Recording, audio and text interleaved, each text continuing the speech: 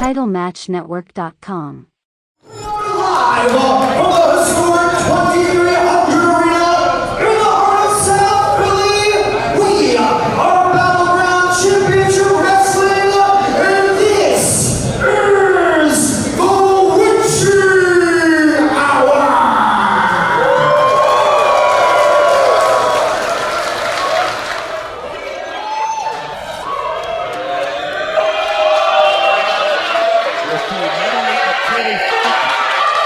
Fresh in our minds, we welcome you to Battleground Championship Wrestling, the Witching Hour. My name is Joe Dombrowski from the world-famous ECW Arena at the corner of Swanson and Rittner as we honor the career of a man who helped build this building and the legacy of Extreme. There would be no ECW, be no 2300 Arena without Terry Funk. Promoters of Battleground told me about the video that was going to air. And they asked me if I would come out here and say a couple of words about Terry. And there's not a pro wrestler in the world that I can't follow in that wrestler. But I can't follow Terry Funk. And I can't follow that video. I can only come out here and speak from my heart and tell you what I thought. The Blue Meanie came up to me 15 minutes ago. My friend, the Blue Meanie. I throw the word friend out a lot in this business. That guy right there is my friend.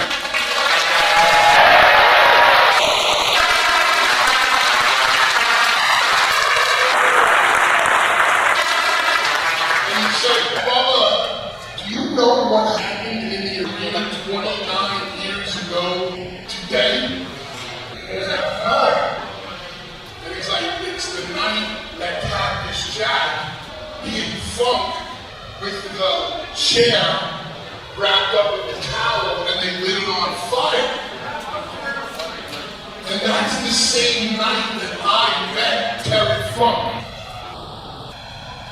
And he came into the back, and he was yelling and screaming, and this was, Cactus, you son of a bitch!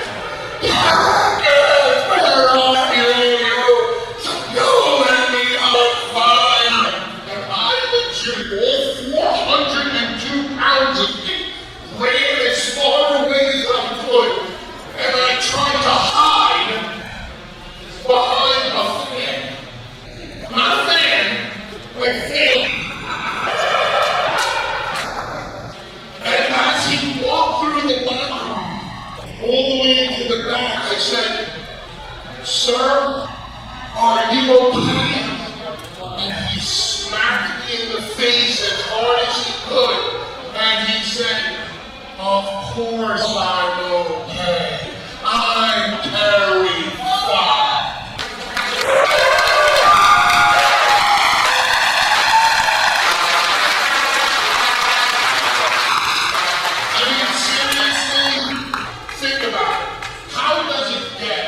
Any better than that for a young wrestler beating Terry Funk for the first time in the house that Terry Funk beat.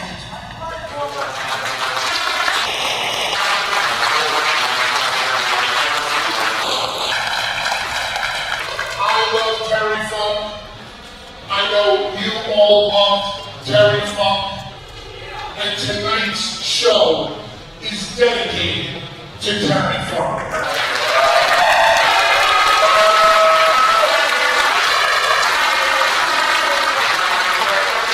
Terry is up there right now, having a beer with Dusty, and Andre, and Sandwich, and Piper, and everybody else that we have lost.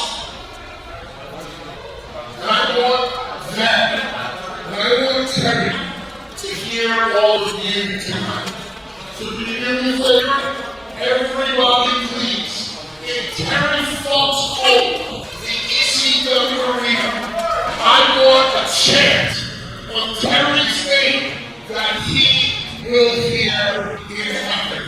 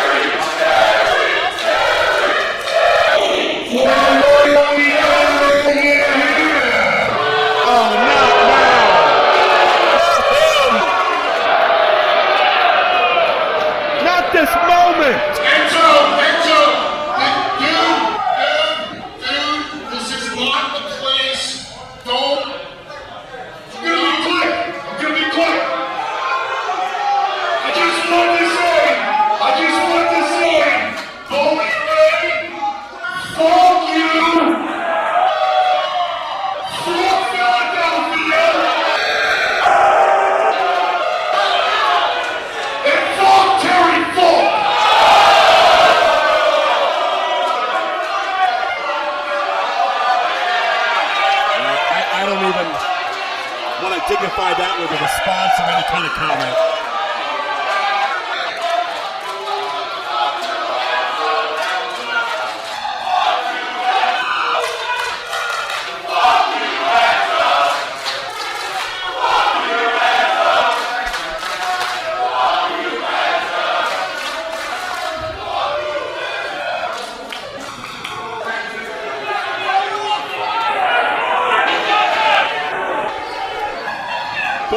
Will have his chance with Enzo tonight, but long live the legacy of Terry Funk.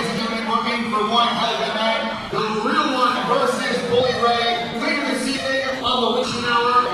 At this time, I'd like to welcome to the ring a young man who won an essay contest. He wrote about his love for professional wrestling, and he wrote about his love for Battleground Championship Wrestling. Please welcome to the ring this time, Superfan Cody!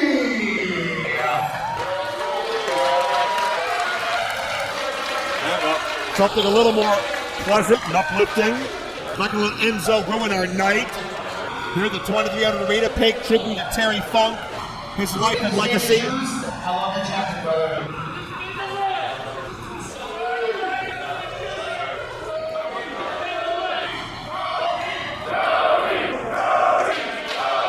I love wrestling. It makes me happy. My mom told me I would be a wrestler one day. I own Battleground. I hope to be a wrestler one day. I think about what my wrestler name would be. I am thinking of a cool name.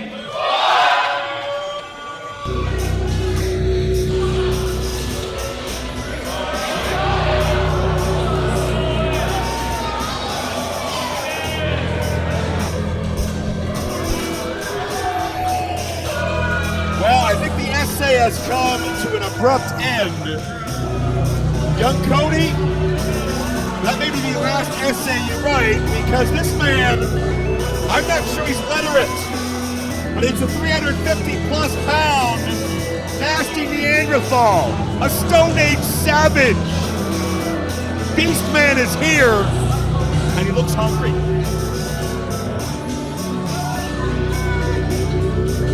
And Cody, if I were you, I would be in the parking lot already, my friend.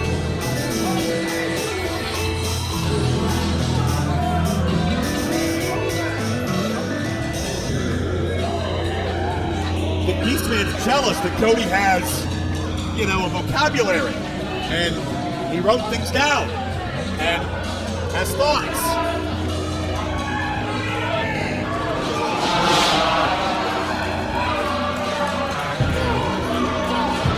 Well, as the late great Graham Monson would say, don't commit Cody's name to memory, you won't be needing it much longer. Oh no! Beastman is disrupting and annihilating this young contest winner. Be careful when you wind up in the land of the extreme. Oh boy.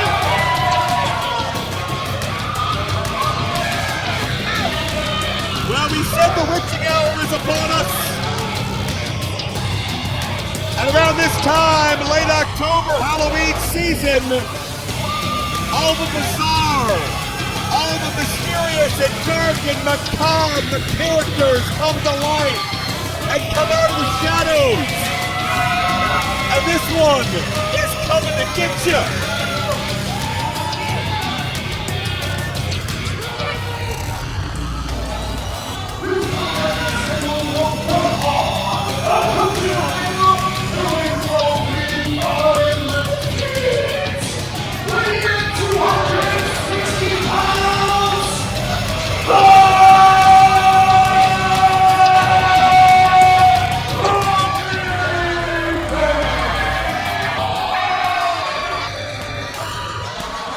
Well, while Beastman was hungry, I think Boogeyman is just looking for victims.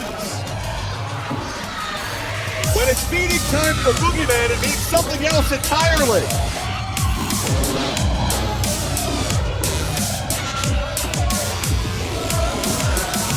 And maybe in the deepest, darkest corners of his thoughts is the only time Beastman has ever encountered anything quite like the Boogeyman.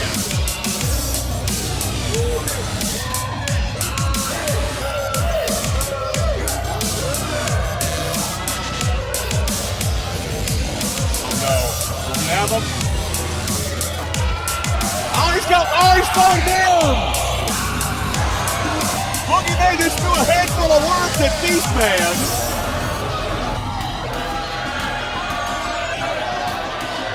I'm not sure if Beastman's encountered worms before. For Boogeyman, they're an appetizer. Oh no, oh my God! Billy, I love you. There's no other crowd in the world like you.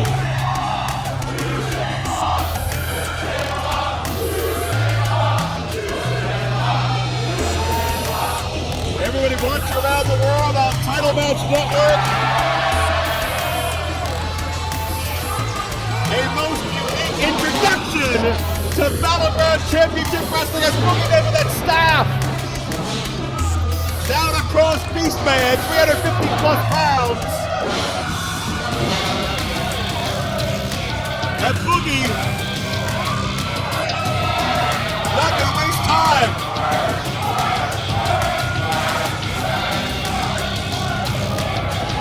All the words.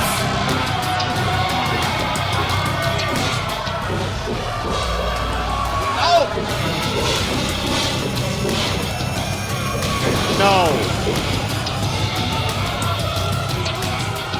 Oh, it's disgusting! Boogeyman, the most repulsive mama bird I've ever seen in my life! And not much disgusts Beastman. Not much sends him on the retreat. But we found something that does.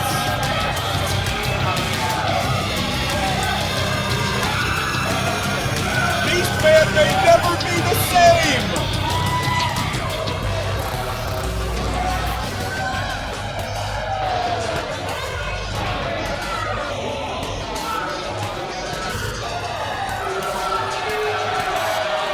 And Boogeyman is leaving to the people! But that's it. This is now. In every segment, we have focusing on here at Championship Wrestling. Heroes of the Spectrum. And we select legends and have legendary matches in Philadelphia, legendary matches at the Spectrum. At this time, please welcome our guest this evening, Hall of Famer wrestling legend. Please welcome Mr. Tito Santana.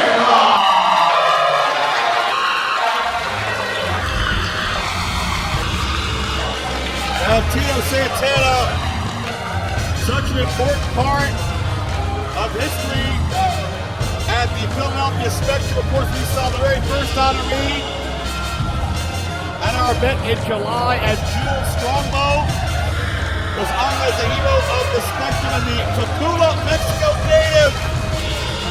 Tito Santana, multiple-time tag team champion, intercontinental champion. Of course, is teaming with everybody from Rick Martel to Ivan Putski and his intercontinental championship reign. Tito pinning The Undertaker. How about Tito being the first to unveil that classic intercontinental title design, the first to hold it? Tito pinning The Undertaker as well. Classic moments. First and foremost, how the heck would it feel to be back in Philadelphia in front of these passionate fans? It doesn't get any better than this, baby. You guys saw me wrestle in the Spectrum, and I won the ECW title right here. I can show the logo, and I guarantee you don't find better fans than you do right here in Philadelphia. No doubt in it. Now, with this segment called Heroes of the Spectrum, I would be remiss if I didn't ask you, do you have a favorite moment wrestling in the historic Philadelphia Spectrum? Well, you guys remember when I wrestled the Iron Sheik when he was the world champion. I beat him by disqualification, but I didn't get the belt, and I didn't get to wrestle him for the championship title again because he lost it to Hulk Hogan.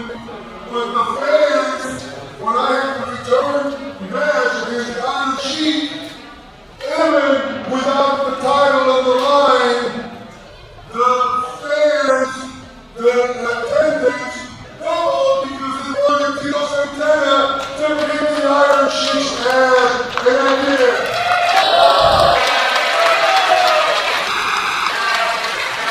And we go back to the 28th workout. August 8th, 1993, ECW, then known as Eastern Championship Wrestling. You mentioned you defeated The Rock, Don Morocco, to become the Eastern Championship Wrestling Heavyweight Champion. In the early foundations of ECW, how does it feel being back all these years later, knowing that you were one of the foundation points of building an organization that turned into something beyond words?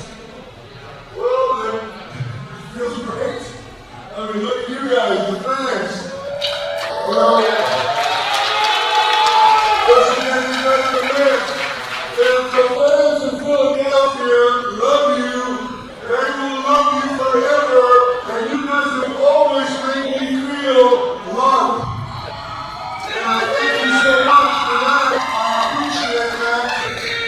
You know, when I found out that I would be honored today here, coming to this arena, this phrase has always supported professional wrestling because you know what you're wrestling against. Look what happened so far, and there's a lot more to see tonight, I guarantee you that.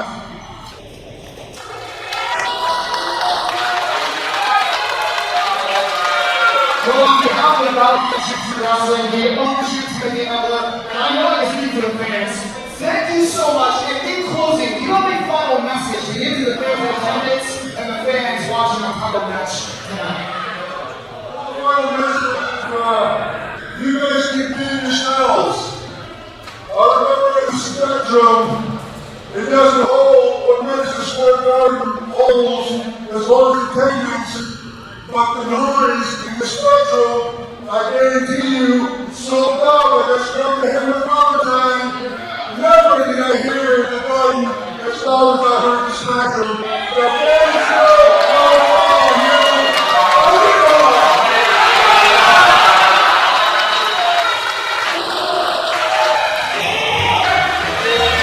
Tito Santana is so important as a building block of two major promotions. Here in Philadelphia, the Spectrum in the World Wrestling Federation, and certainly here in the ECW Arena as an early Eastern Championship Wrestling title holder. Tito takes his rightful place as one of the heroes of the Spectrum. One of the most endearing and beloved personalities, and maybe the golden era of our great sport. And so great to see Tito step into a ring in this building one more time.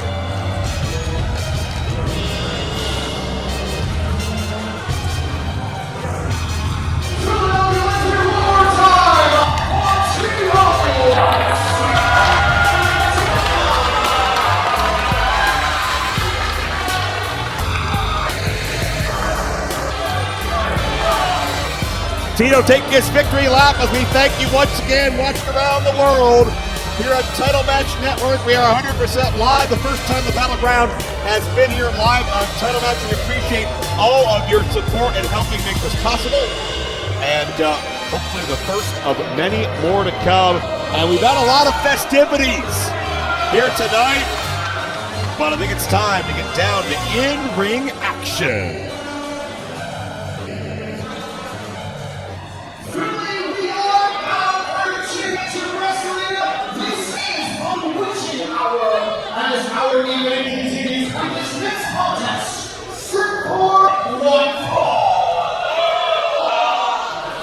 As if we haven't seen that already.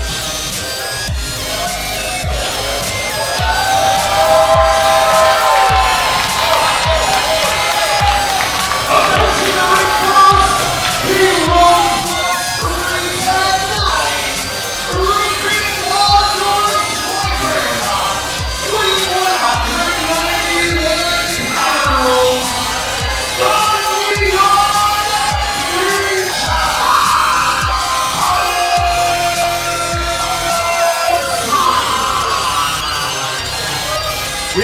Facade stand out, head and shoulders above the rest when it comes to the up-and-coming talent that wants to make their presence known here at Battleground Championship Wrestling. So often here at Battleground, we see the legends, we see the icons, we see the hardcore pillars that have helped build this building. But Facade's still a man who's very much carving out his legacy. And many who have come into this building and tried to oppose Facade have paid for it, be it in showcase matchups or even being straight out of the crowd that we saw back in the month of July. But a test that Facade may not be able to solve in just moments.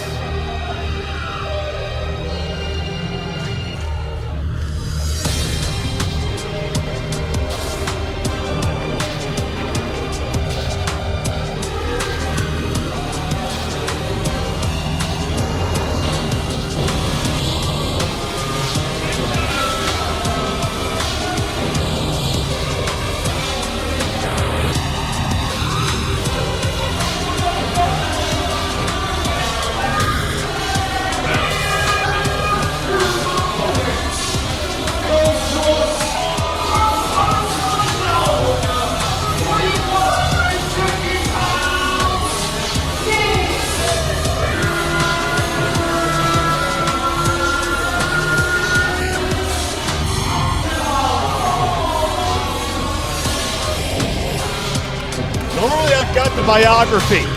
I have the resume, all the information on the talents that make their way into the Battleground.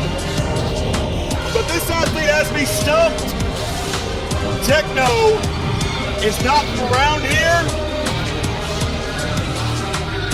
And he doesn't really show any signs of where he's from, how long he's been there, or what he was doing there. Techno says he comes from a place and time very far away, and he's come here to professional wrestling to, quote, find the anomaly. But if you ask me, Techno himself is quite an anomaly. You can't figure him out. And I think that's by design.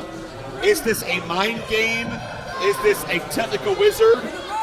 Is this somebody who, perhaps, as far-fetched as it may seem, has come from another world, another timeline? We've heard about parallel universes. We've heard about some tricks of the mind, the Mandela effect, and how some people theorize they come from parallel universes that have crossed over. Has Techno crossed over from another existence? It seems ridiculous. But Facade even tentative to knuckle up with Techno because Techno intentionally makes himself enigmatic. He showed up to the... I didn't even see him arrive. But when I saw him, he was dressed like that.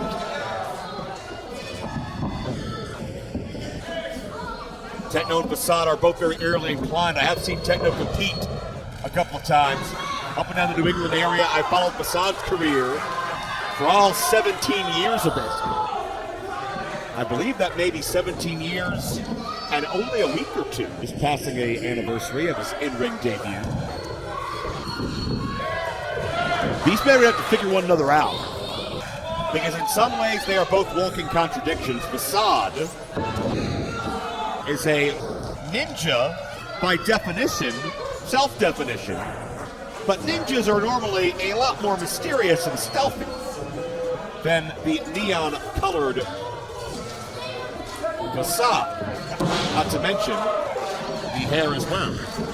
Pace quickens.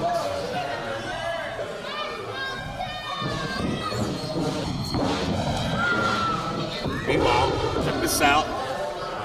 Both men in a stalemate, meeting each other head on.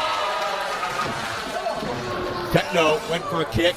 That's the thing about Techno, is that I can't tell you what he studied under, who trains him, what discipline. I mean, Techno's not a guy that's going to show up at a gym and just work out casually. I don't know where this guy picked up his acumen.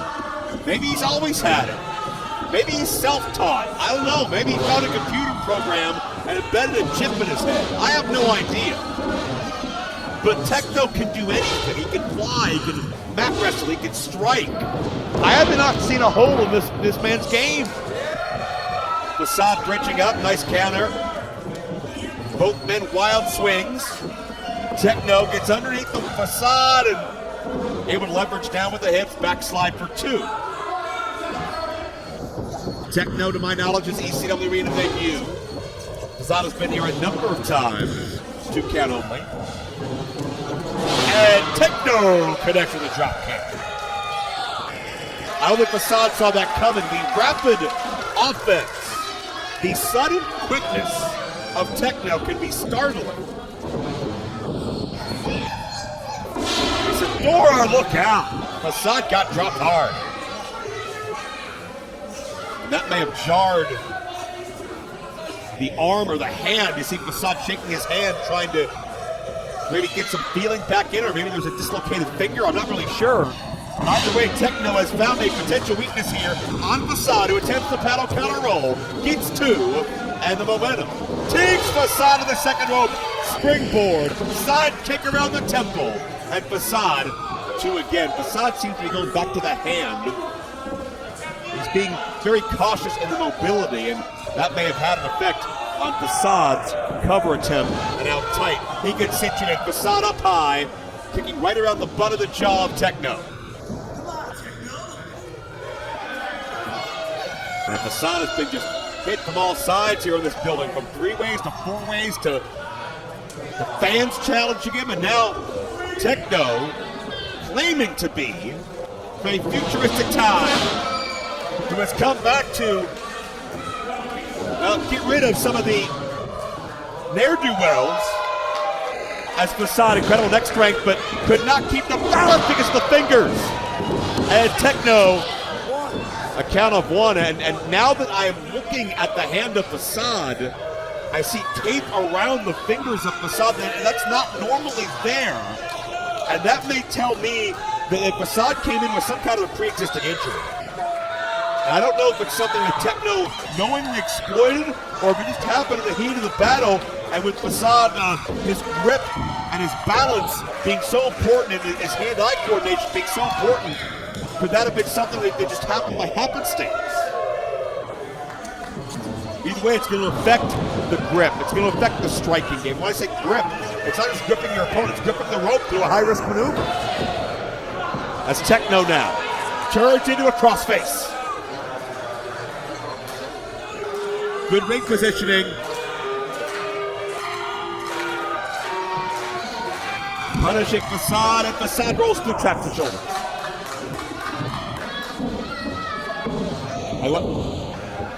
Went for a hurricane run and take it. No, he didn't. He went for the body lock, and he trapped the arm. Did Techno.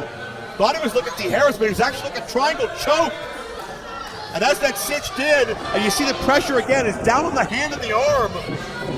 The wrist, the fingers, Techno is cinching in there, knowing that's the source of the pain for Facade, and he's got the shoulder and neck crimped around that body lock.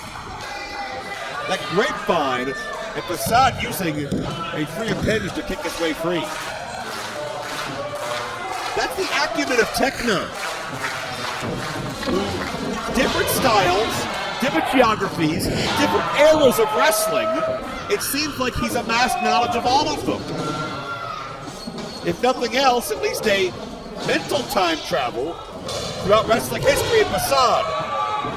Rolled in, tripped up Techno, put him off his game. Matrix counter, yeah, he connects. Nothing wrong with the quad strength or the legs of Facade, who gets the cover for 2. Admire the resolve of Techno, able to get out.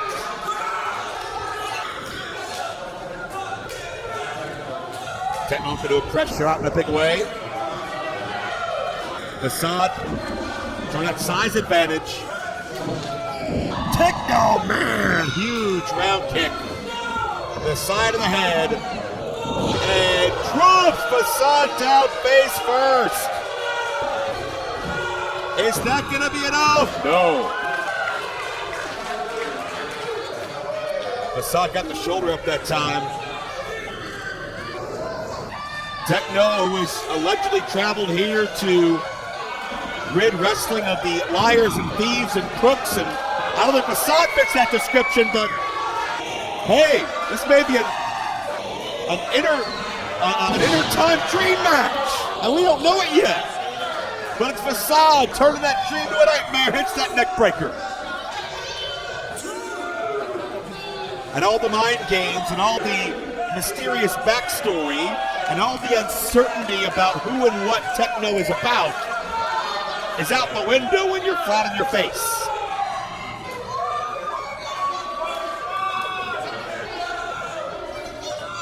Techno is reeling. Facade walking the tightrope and connecting with the thrust kick. Techno is down. Is this enough? Near fall.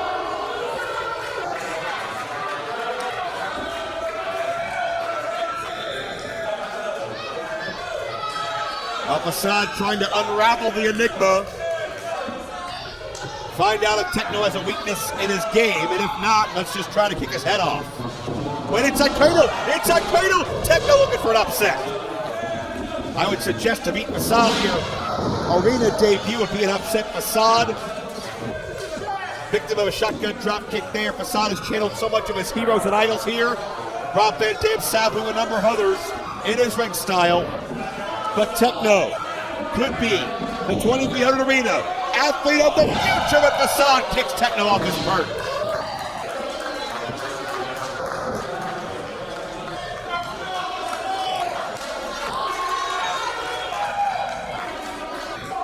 As Techno is reeling, Facade very dangerous. Anywhere near a rope. Neon Ninja.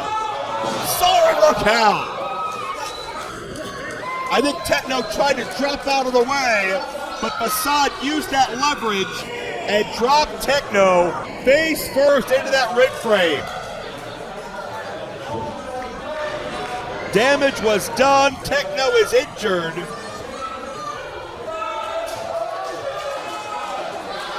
And prone to more unique Facade offense. Hyper Crush connects. Hook of the leg. No! Much respect goes to Techno. Can't see the look on his face, but you can't imagine he's in a pleasant mood as Techno stays in the fight. Techno's future in Philadelphia could depend ultimately on this first step. But Techno playing mind games with Facade, catches himself in the ropes. Spider-like agility that is few and far between. Oh, look out! Oh, Facade took a very, very hard spill. There you see, no padding, no protection. Facade's back absorbed all of that. I hope he didn't hit the back of his head as well. Techno kicked right at those damaged fingers of Facade, who couldn't hang on to the rope. And Facade, I don't know if Facade's moved. Now, thank God he started to stir now, but Techno, I think a little torn, wants to seize the opportunity on an opening he's created, but also doesn't want to see Facade seriously injured. And hopefully Facade's okay. Look out, Techno! A heat-seeking missile to the outside. Facade, look out, Techno! A long reach could not put him away, however. Facade was staggering on his feet, which means he was a target in motion. Techno tried to connect to that target as best he could, didn't get that flush, and that could have been what allowed Facade to kick out, because Facade is out of sorts right now. He is not himself. He's not in a good way, and for a guy like Facade, who's so adept in the air, to barely be able to stand and not get his legs under him, that's very concerning to me. Techno could be looking to end this. Techno's dangerous in any part of the ring. Facade, perked on that turnbuckle, doesn't need his legs to fight there, and using the forearm instead of the fist as a result of the damage to the fingers. The aerial arsonist, living up to that moniker. Techno out of the way, Facade rolls through. Techno traps him in a cradle for two. And Facade, look out, standing side switch, rolls him up. Bridges up on the pin, but no, Techno reverses it, wow! Oh, that's shocking.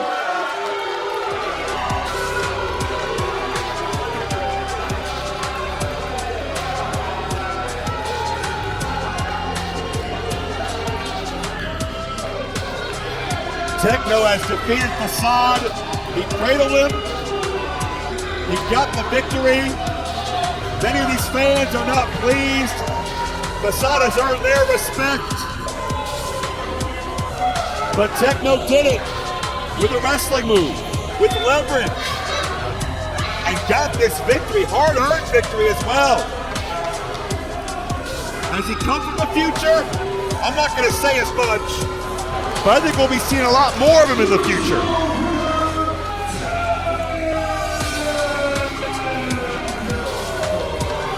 I don't believe we have any advances, any answers or advancements to any of the questions we have about who and what Techno is, except that we know he's a very formidable athlete to knock off Facade. In a building Facade spent his entire youth dreaming of competing in, and has had a stellar win-loss record. That may have been his first Battleground loss.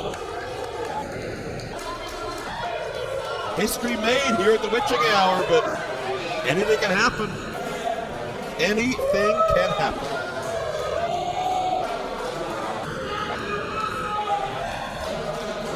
And we're just getting started.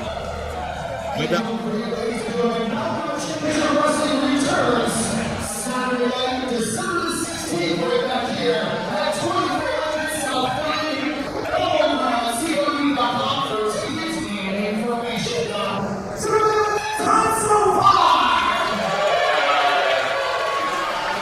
The action is heating up and it's going to get a whole lot hotter as this is a semi-four match.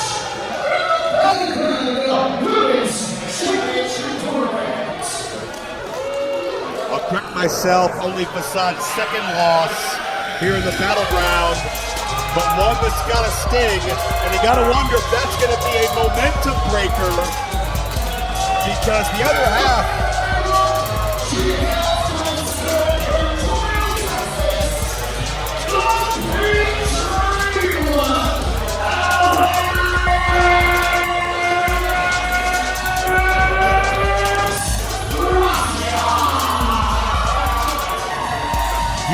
Team Neon Blondes out here in a moment to face the Pink Dream. Gracia, incredible history in her 5.5-year career that started at the Texas Wrestling Academy. Rudy Boy Gonzalez, reality of wrestling with Booker T, and has taken her all over the world. Multiple different organizations, in not just the United States, but Mexico, Japan, and we're talking top-notch organizations. From AEW on down, Gracia.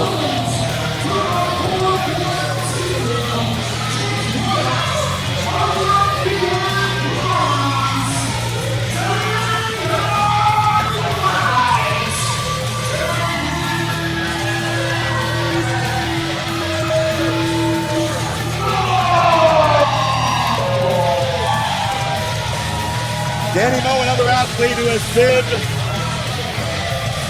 throughout this country, so many top organizations, WWE and AEW.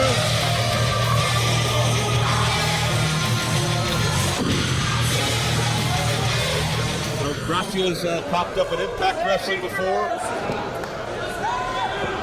Danny Moe is such a skilled athlete.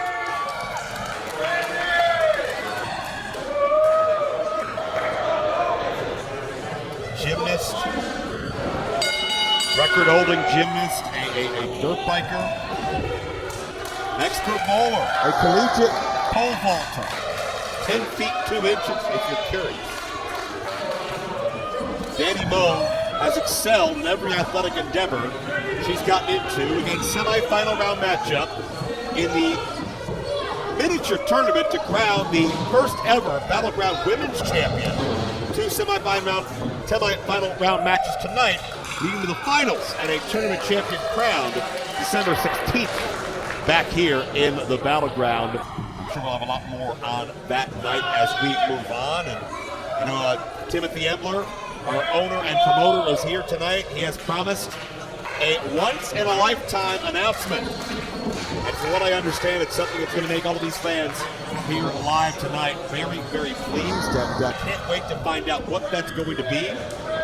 Speculation has run rampant throughout the afternoon. And anytime Tim Embler's got a big announcement, we saw last time he announced the tribute to the Extreme going on WrestleMania weekend 2024, Tajiri and Super Crazy reigniting their rivalry. But right now in the ring, it could be a newfound rivalry being ignited. Alex Gracia controlling that arm and wrist. Alex actually went to Texas A&M College for sports reporting. So she could potentially write the story on her own women's championship victory after December 16th if she gets past Dani Moe here tonight.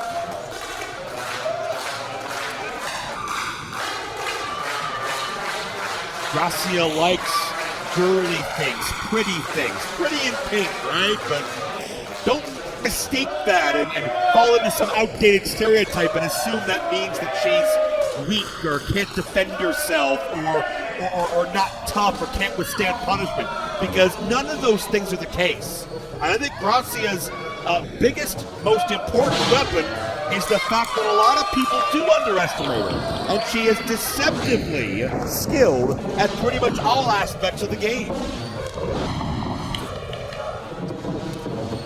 Gracia snaps off some arm drags, rapid fire, head of steam that time, drop kick nicely done. Gracia hair quicker than Dani Moe, and enjoying her flowers here at the moment.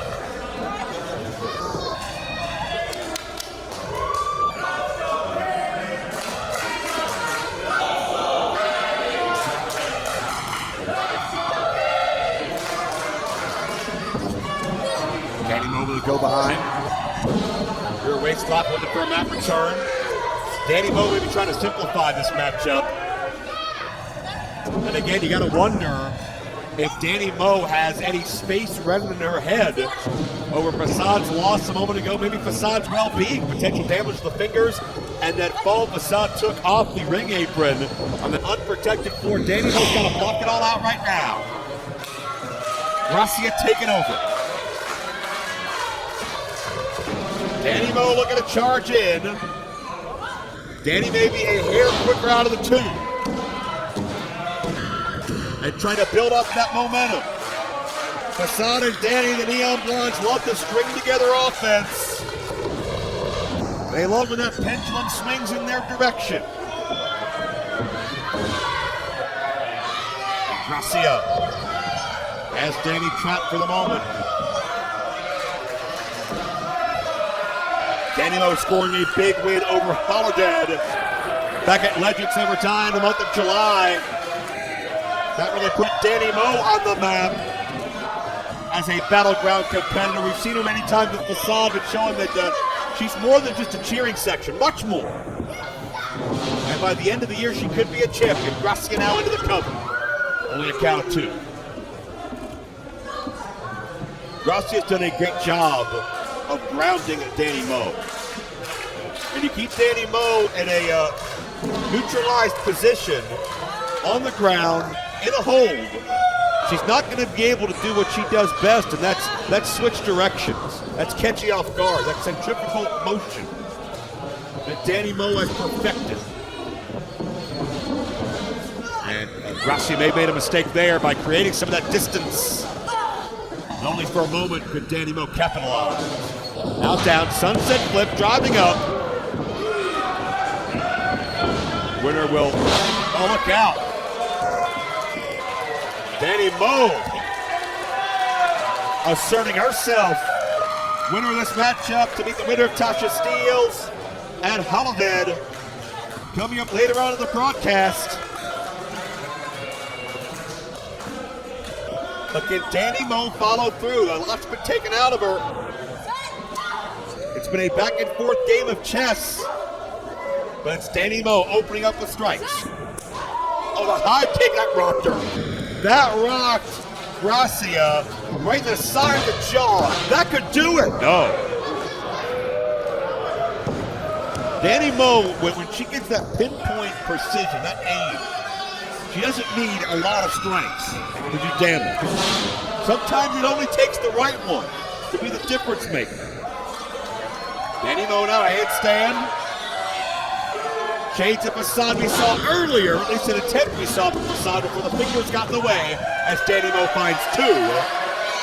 Gracia, hand on the rope, breaks the count, perfectly legal.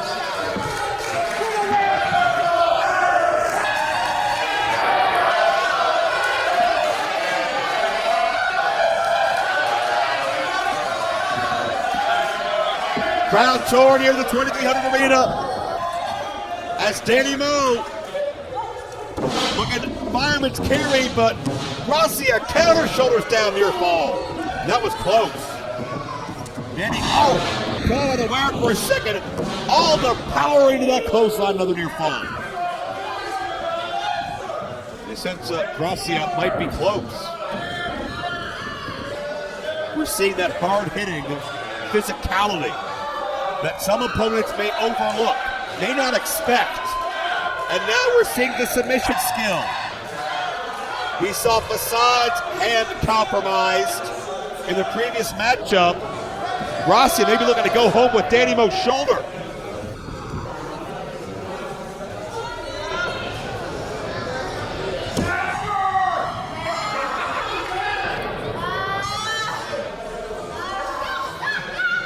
Trying to get Thorn. And again, back to the fingers of the wrist. I think this is gamesmanship. These are mind games. With Alex Gracia trying to force Danny Mo to think about Facade's injuries and maybe replicate them. Wild swing and a miss. Danny Mo step ahead, looking to rally back before too much damage is done. Semi-final round matchup, inaugural Battleground Women's Championship Tournament. Caught Gracia flush. That kick in the midsection, then caught her high. Danny Mo, look at TKO. Gracia landed awkwardly on her side, but able to get the shoulder out.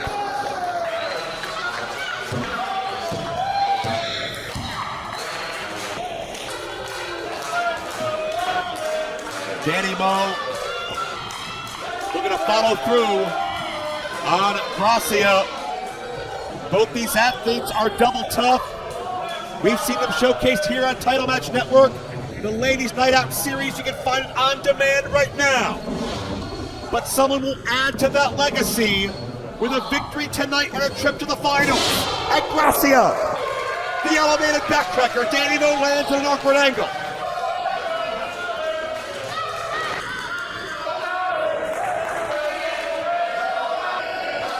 And again, a split crowd. Gracia willing herself to her feet. Danny Mo out of sorts and comes through with a boot scrape. Is Danny Mo done for? Hook of the leg, 2.5. Danny, 2 counts keep getting longer. Danny Mo finding a way. And Danny Mo able to counter Gracia that time. Stay a step ahead of her opponent, but both athletes have had the toll taken on them. It's been high impact. It's been very physical. It's been strike heavy. And you can't necessarily go that pace and that style for very long. The body will catch up to you, racked with pain.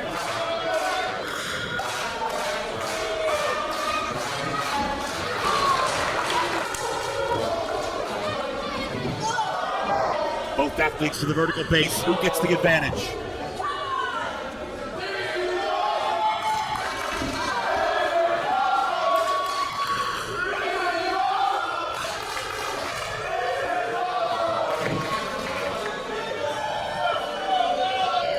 Danny Mo daring Gracia, hit me with your best shot, and standing her ground.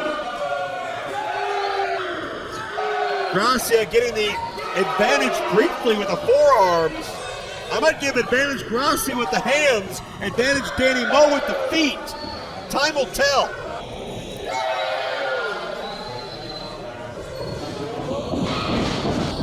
Danny trying to stay a step ahead. Gracia, switching directions, comes down with a crossbody. Gracia may have taken a little bit out of herself on that exchange.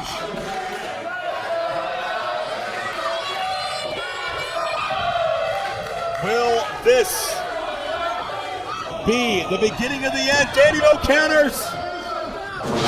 Danny Mo, a most cruel twist of fate. And Gracia's been pinned.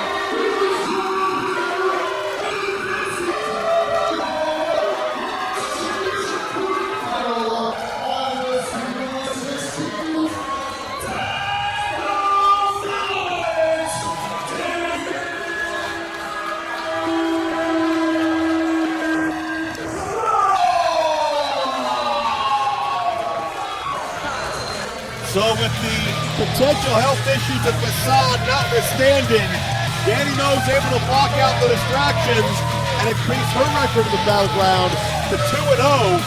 And if she can become 3-0, she'll become the inaugural Battleground Women's Champion. We'll answer that question on December 16th, but we'll also answer the question, who is the opponent of Danny Mo on that fateful night? Because Holidead goes one-on-one with Tasha Steelz, two very, very formidable, deserving challengers, but only one can make the finals. We will find out. The missing piece of the puzzle as Danny Mo looks for championship glory December 16th.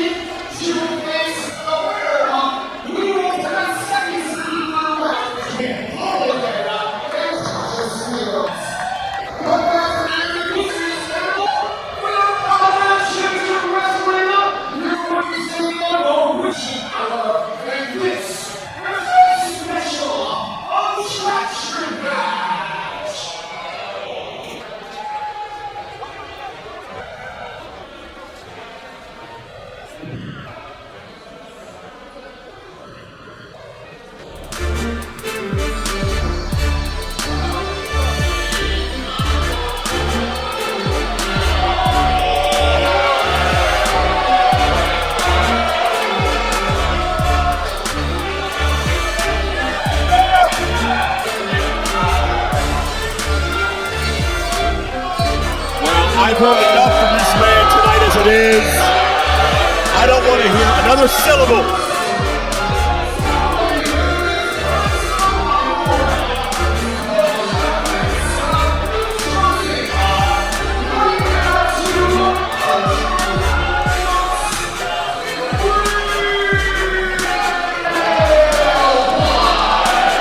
Many have called him Enzo.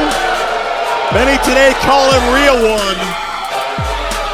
But real disgraceful, real disrespectful. What Real One did earlier tonight, interrupting Bully Ray's tribute to a man without whom I don't think we have a building to sit here today. Talking about the iconic Terry Funk.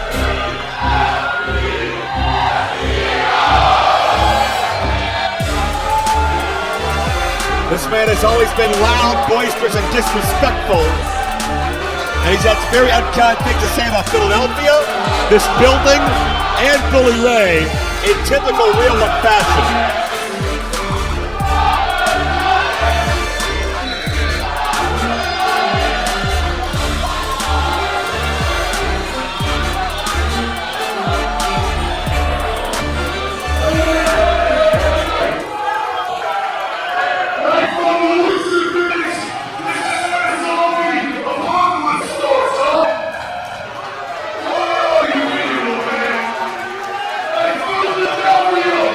So much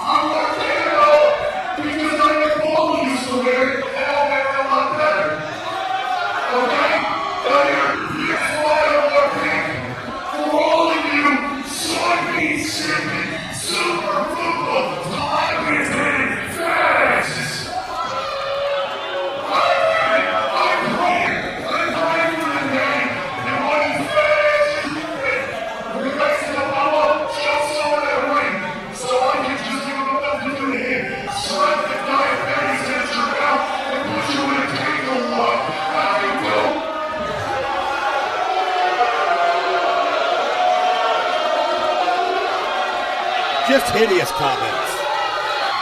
Reprehensible human being who will now have to stand and pay for his sins as he meets the conscience of the ECW Arena, and the man who's got a history of vanquishing outside invaders.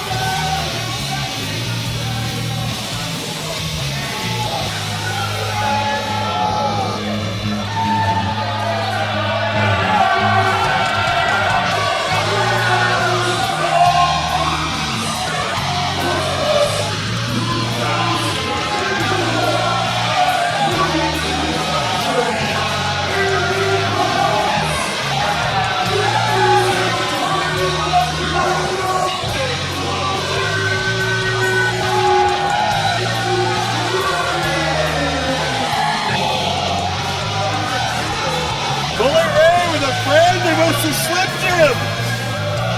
Maybe paying homage to another dearly departed legend, the Macho Man Randy Savage. Bully always has a deep and rich respect for all of those that came before him and paved the way, laid the groundwork for what men like Bully Ray and all of his extreme brethren were able to take to new frontiers and uncharted territory right here in this building.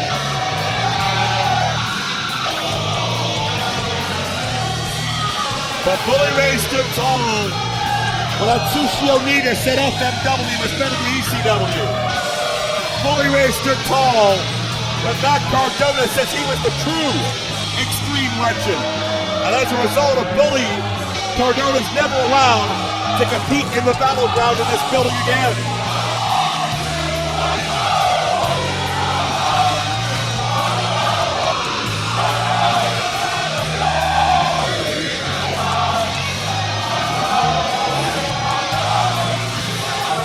And the Bully Ray handing out Slim Jims, that's the nice side of Bully.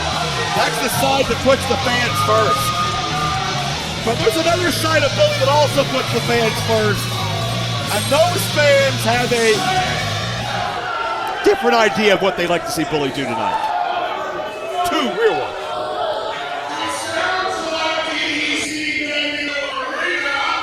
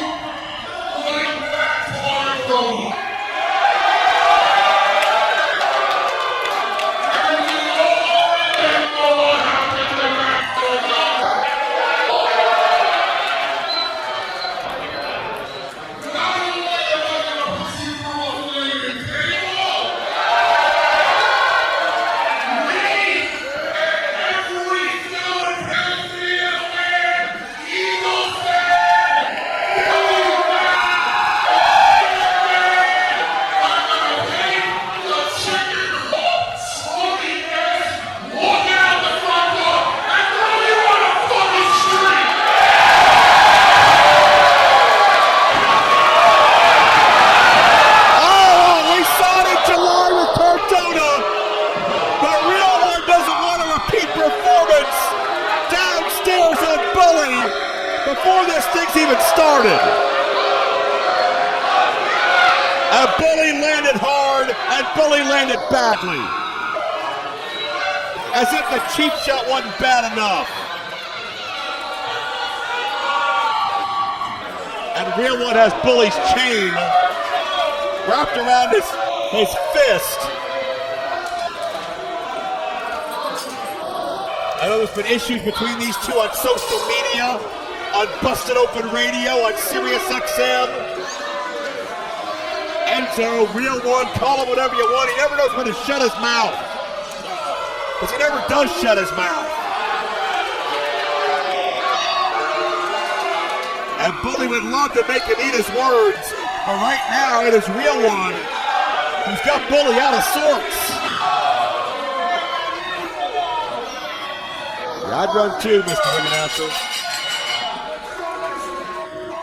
And ring bell right to the skull. Bully is in a bad way. And if Enzo, if Real One defeats Bully Ray in this building, after the things he has said, both tonight and previously about Philadelphia, the way he treated the memory of Terry Funk, that is, the only way to describe that would be sacrilege for that to happen. And Real One, garbage can, which did not come out here empty. Bully Ray had a plan, I stress had,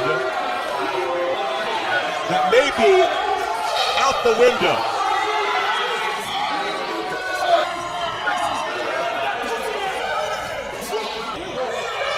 Bully caught the foot. And Bully Ray reciprocates. And just fired off a shot. Oh, look out.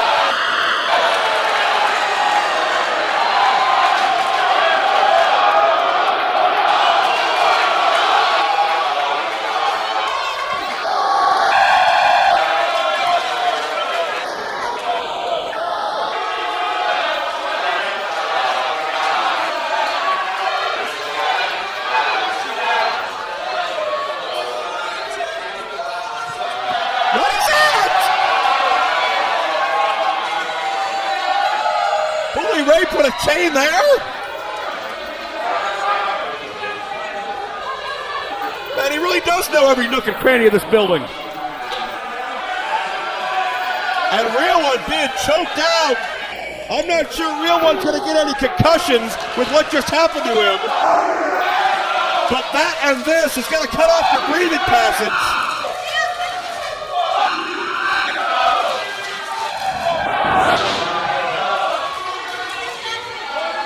And it was the low blow by Bully as he buried his foot in the exact location Real One compared Philadelphia to before this matchup. Bully promised the flaming table. Cardona felt Bully Ray's wrath. Onita and Real One is caught in no man's land. And it's fitting that Real One has the poo emoji on the back of his shorts because he may soil himself if this gets much worse.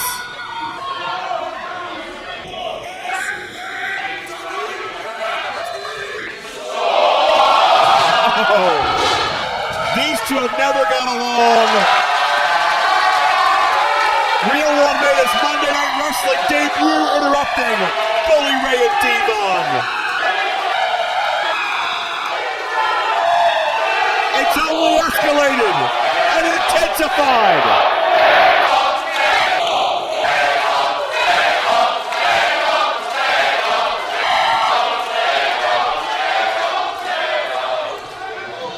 And there may be only one thing left, assuming Bully is done teaching a lesson.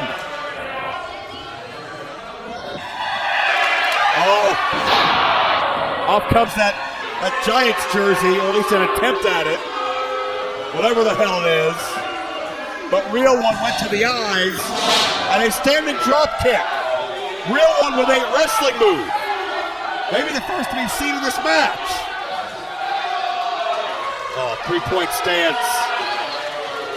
Rubbing it into any of the Eagles fans here. And charges in to tackle Bully Ray.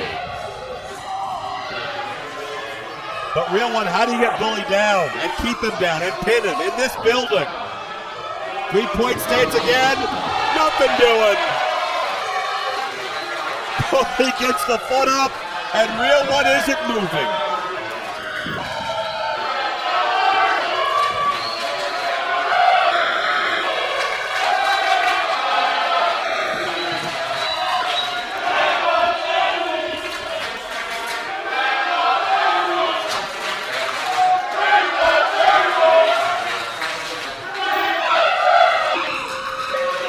These fans, I think half of them want the table and half of them want the jersey ripped in half. Either way, they are out for blood on Real One, and there goes the jersey.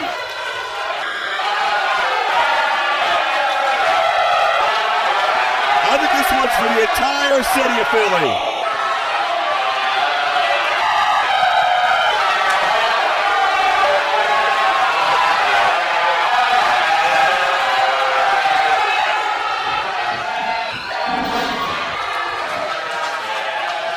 Oh boy.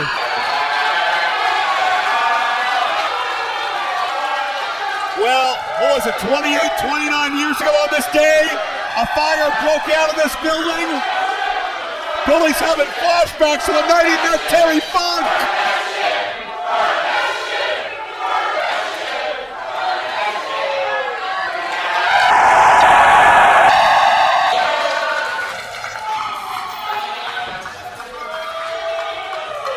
Bully Ray setting that jersey ablaze, symbolic of maybe the future of Real One.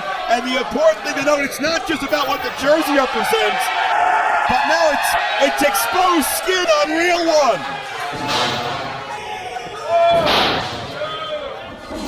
Pulling those trademark jabs, measures him.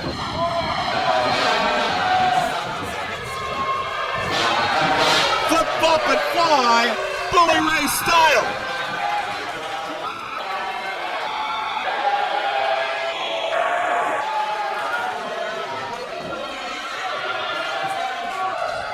And Bully looking for an assist.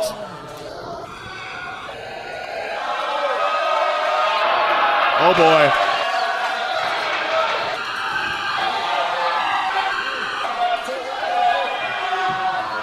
Bully Ray, a barbed wire net, baseball bat! Oh! New Jack would like that one, that's out of his playbook.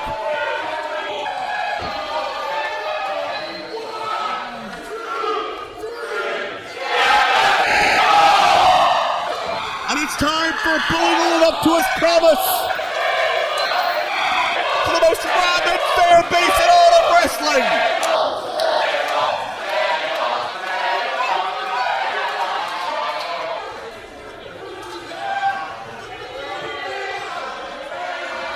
Bully Ray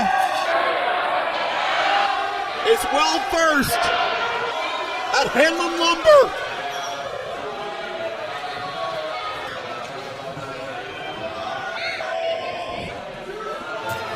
If I'm Real One, I just stay down.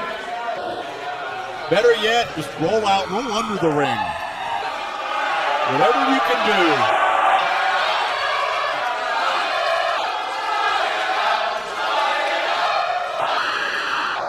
Bully Ray promised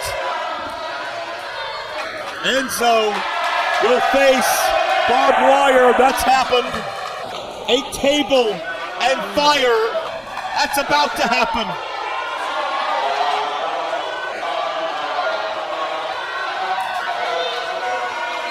And he's going to empty that entire container of lighter fluid.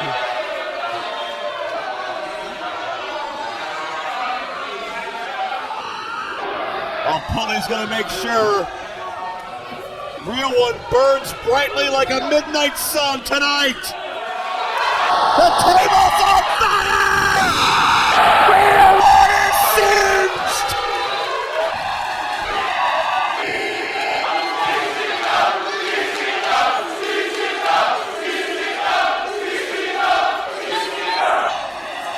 Pinning count to 100!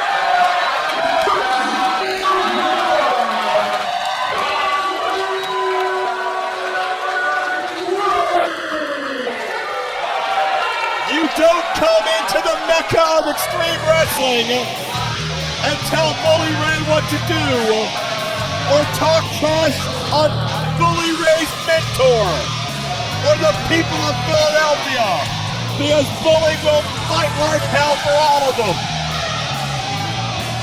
And Real One is just a crumpled mess of charred flesh and a big mouth that's been closed.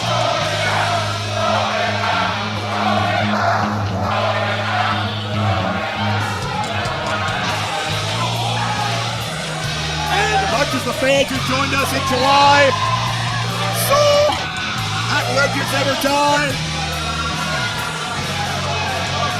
is Real One bleeding? Real One's in a bad way. That's either a birthmark or blood or some kind of damage. Yeah, he's in a bad way. That's all because of that fire. And Real One is going to get shown the door.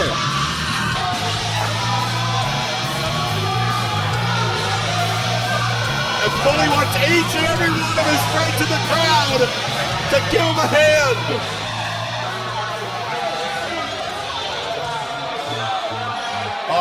To those of you who do not live in the Philadelphia area, you've never seen what it's like to walk in or out of this famed arena.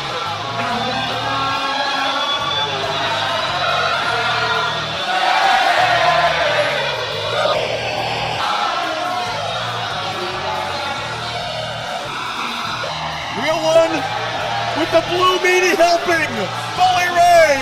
Real One has been dismissed and is out on the street.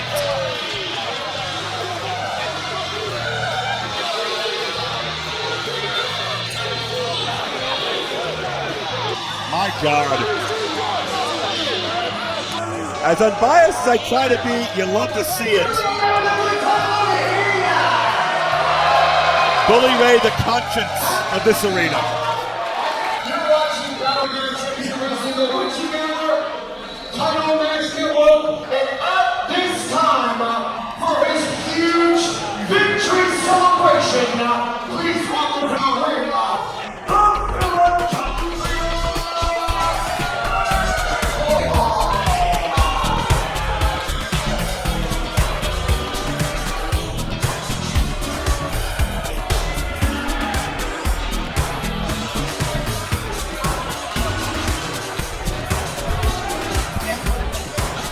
back with live action here, Battleground Championship Wrestling, the witching hour. And I regret to inform you all that we are kicking things off with the Philadelphia Playboy, who has been embarrassed and humiliated pretty much every time we have seen him. The Nasty Boys have done it. Bushwhacker Luke did it.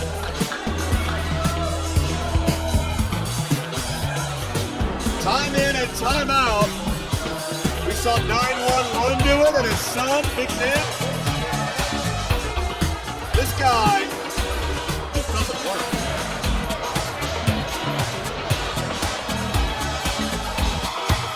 He's been looking for an adoring fan somewhere, anywhere. Bueller. Saw him have a kissing booth here one day at our Icons Fan Fest, and that is no rhythm there. He looks like a dog wiping himself on the carpet, for God's sakes.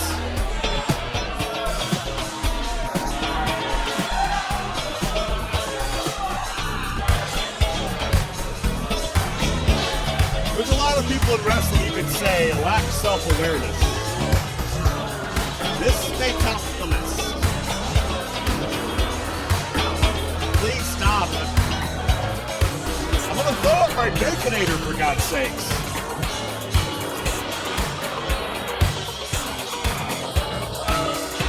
If you're squeamish, pregnant, faint of heart, have a blood pressure issue, you should not look directly at the screen on your TV, desktop, or mobile device.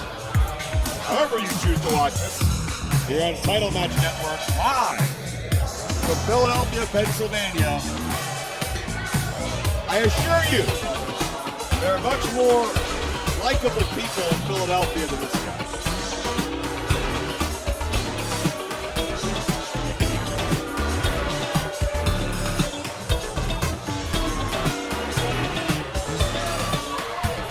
call Chris Candido no gimmicks needed. This guy's all gimmicks needed. He's got a mask, a bandana, roses. I don't even know what he's holding in his right hand. A cape, a necktie. Mitch Hedberg would say you've got a lot of cranium accessories.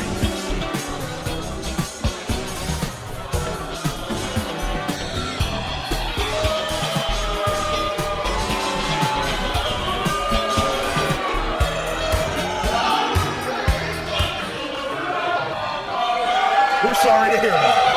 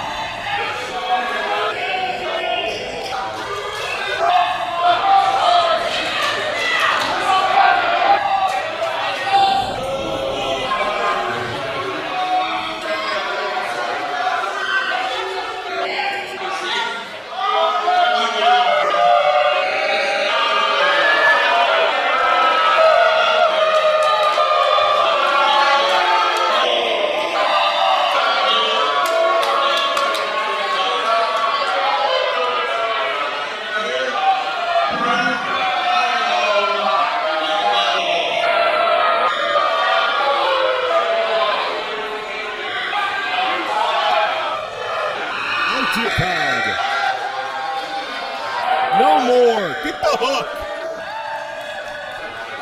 Can we do an external shot of the building? Anything? Wait a minute.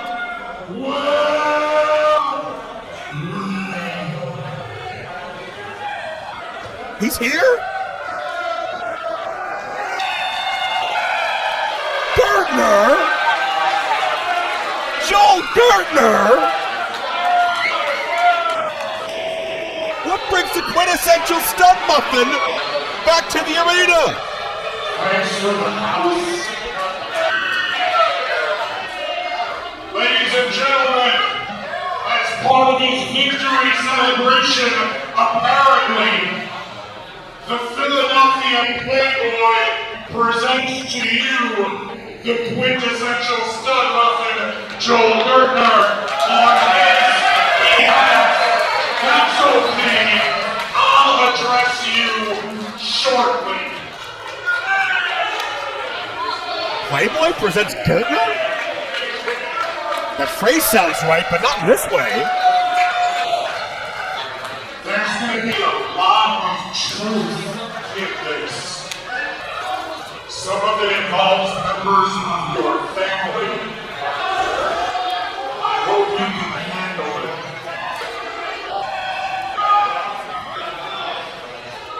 It goes a little something like this. All day, every day, on Twitter and TikTok, the same questions that you Philly faithful and fans around the world ask me. I've even done 2 Ask Me Anythings on Reddit, and all people ever pepper me with is, Joel, how come you've never worked for WWE? Yeah, there, I said it. Maybe it's because I've spent my entire career pandering to you degenerates. Yeah? Maybe.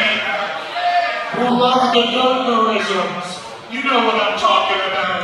The how I met your mother when she was 19 years old at the Old South Philly Travel Lodge, when she gave me 40 minutes worth of her genitals, and I gave her $20 cab fare to get the hell out of Dodge. Remember? Maybe it's because the wrestling offices aren't ready for fans in the stands with bow ties and braces around their necks. Because I'm up there in legend like Puncture Man, Randy Savage. I am not just more seductive than sex. The truth is, I happen to be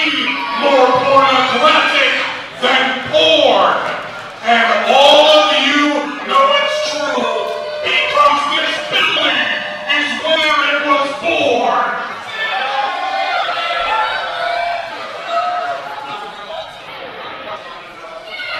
So what you see before you, hardly for your sweet pleasure, is the Philadelphia Playboy and the quintessential stud muffin.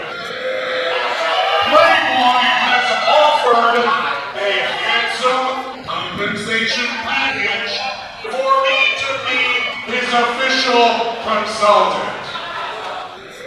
I want you to understand one thing first. We are not the same.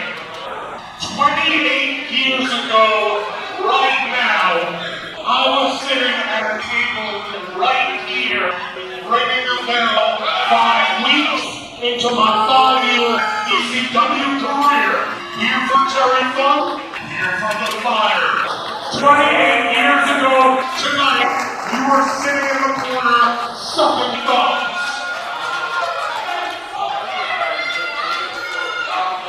But then, I don't care if the camera's following me for title match or not. Then I started thinking. I got to thinking about how some wrestling companies, really a lot of wrestling companies, and since this is a family show, you can tell by the number of people here, one family. When I'm back here in the hit hall, bring the second cousins that live with you in your one bedroom, and let's do a little better next time. It's a family show. So here's what I know about some wrestling companies. Some wrestling companies can screw up a bowl of milk, turn the bowl right side down, pour the mini wheats on the floor, spill the skim milk in the toilet, screw up a bowl of milk. In a way, I'm proof positive of that. Battleground is one of those companies. And you know what? I will be darned if they will do to the Philadelphia Playboy what this business has done to me.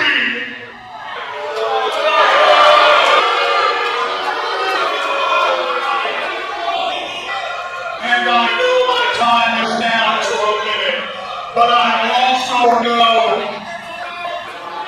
that when I left and I didn't University, Paul Heyman saw who I was, he saw what I could do, he wanted to put me with the best act he could find. But at the time, in their early stages, early on, he decided that he would use me to bolster an act that was getting the wrong kind of heat. Go away, heat. Chants like, kill all Dudleys. So he tinkered it. He brought in a few more Dudleys. He chose a great direction. And after moving me around from wrestler to wrestler, he placed me with the Dudley Boys. I managed to 6 of their 8 World Tag Team Championships many times in this building. Barely legal in this building. And all was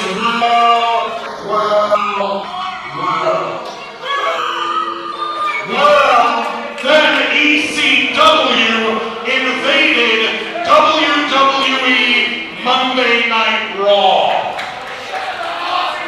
And I was left at home. Actually, I was working my second job, the one that helped me live a decent lifestyle and get the boys some discounts on some hotel rooms. Actually, one of the hottest acts in the company left home.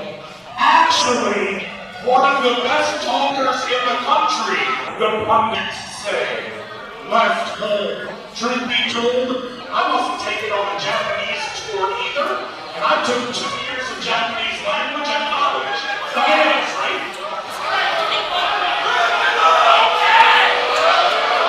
But that's okay. My mentor, Paul Heyman, who I owe my entire wrestling career to, last thing, he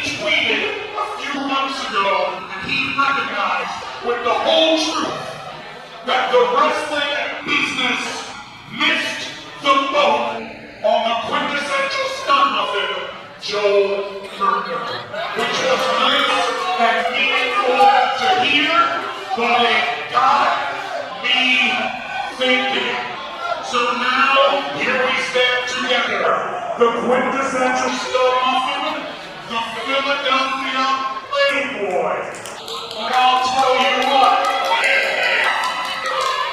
in exchange for a handsome compensation package, from this point forward, champagne for the real friends. We are paying for my sham friends. I am going to burn every bridge there is. I am going to burn it to the ground, and like every successful entrepreneur ever, I am going to let the bridges I burn light the way.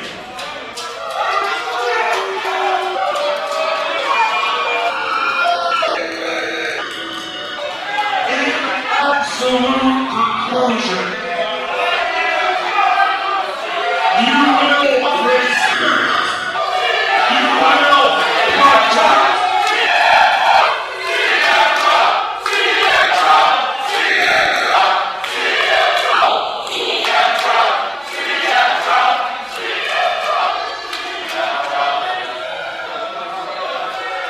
If you guys think I'm CM Punk, I figured out why some of you are married to the people you can. As for you, Eckler, you are going to protect, you are going to respect the Philadelphia Playboy. I mean, hey man, no, I'll tell you the truth. I don't know you real well. I've worked for you a time or two. I don't know what you're into personally, and boy, I don't want to know. But let's get one thing straight. If you misuse or abuse the Philadelphia Playboy in Battleground Championship Wrestling, you are going to get physical with me when you taste the backside of my hand as it brushes across your mouth.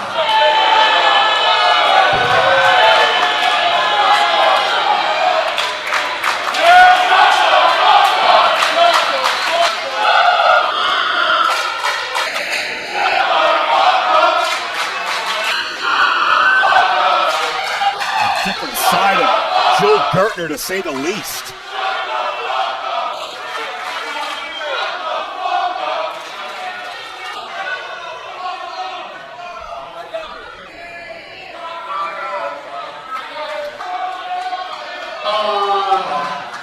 Can I say something? First off, it's a goddamn shame for someone who hasn't been seen in 28 years that a guy in a CM Punk bodysuit gets more cheers than you do. It's a goddamn shame I had to come out after your intervention and turn you babyface. I don't know where you've been, son, because going into business to work for yourself, which is exactly what you're doing, is the reason why you don't get hired anywhere. The wrestling business has been just fine without you. It doesn't need you. It doesn't want you. These people don't care about you. You're nothing but a blowhard with a no-talent hat on your side. So if this is the team, this is the team, this is all we got. This is all I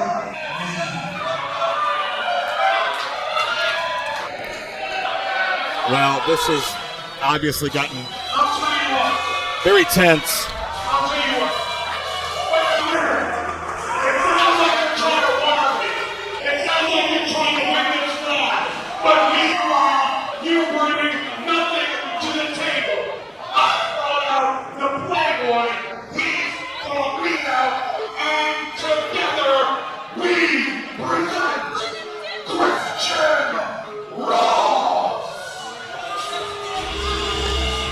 Christian Ross, well, a volatile and vindictive, dare I say, bitter Joe Gertner and Christian Ross. I recognize that guy. That's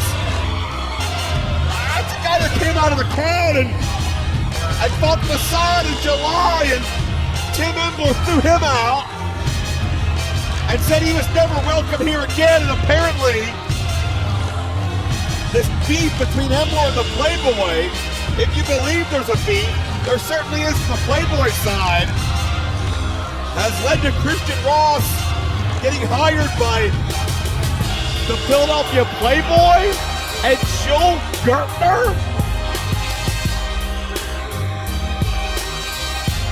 I don't know what this means for anybody. I don't know what this means for Tim Ember, the fans here in Battleground.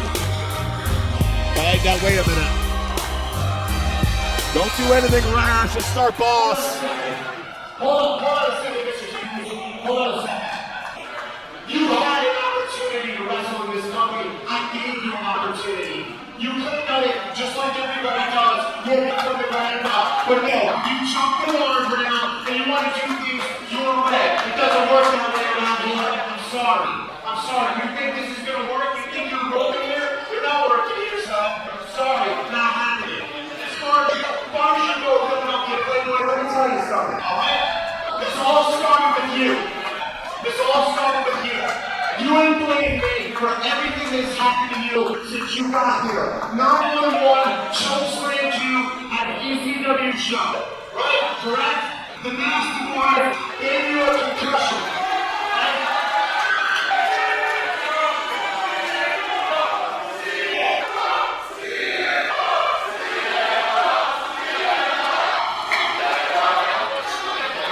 Hold on a second. So, I kind of figured that this was going to happen. That's why I'm out here. It's a classic Philadelphia Playboy party. Two dudes with no shirts and one big guy watching. Right?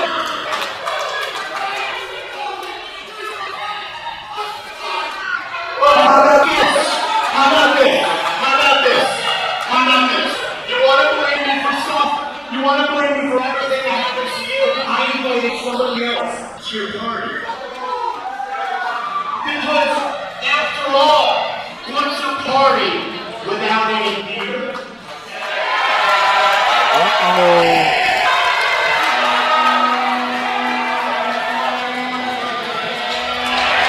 That can only mean one thing! The hardcore icon has come back home!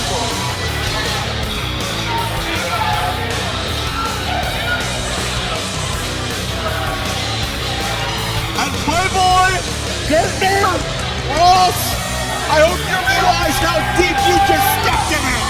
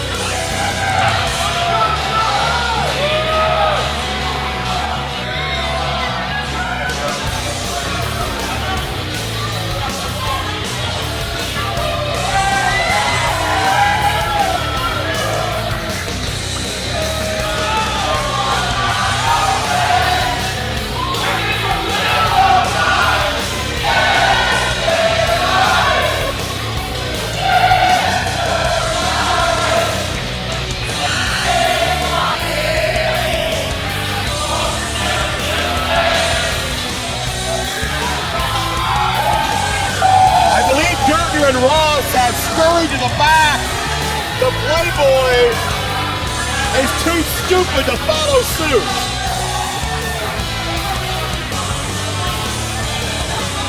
What do you think he's doing, hiding?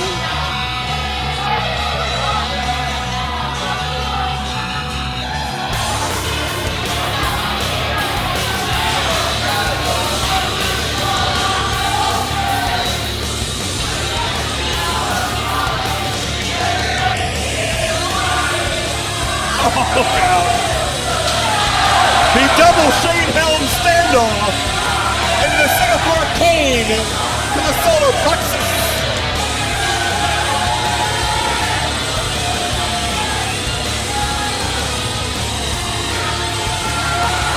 And it's a Sandman beer bash as only South Philly could host.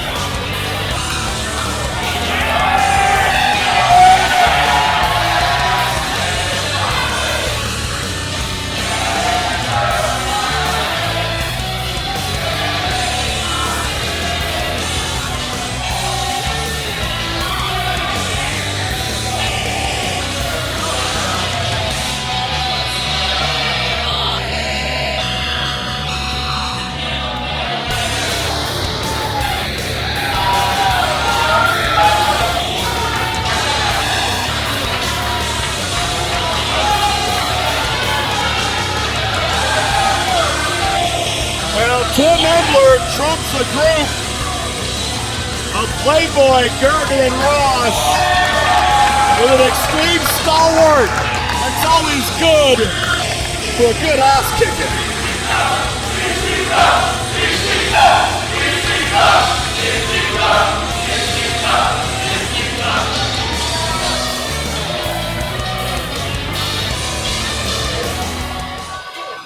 We are Battleground Champions of Wrestling. Your winning people, reaching our earnings now time for King of the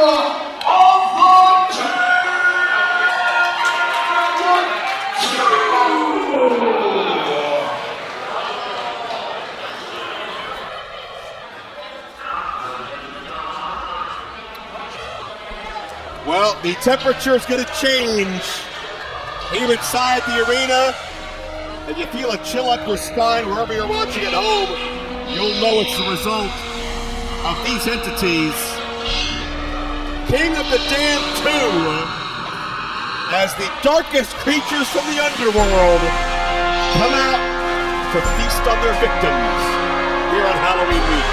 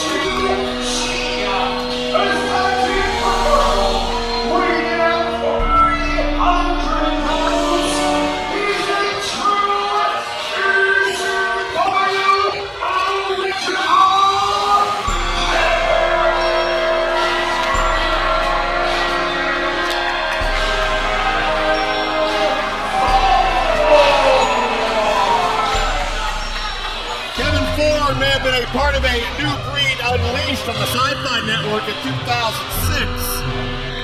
But an ECW original, he is not, my friends. But what he is a very dangerous individual. What, 6'4" or so, 5? And he's got a jacked and stacked tag team partner, Dark STG. Once upon a time known as Steve Gibkey.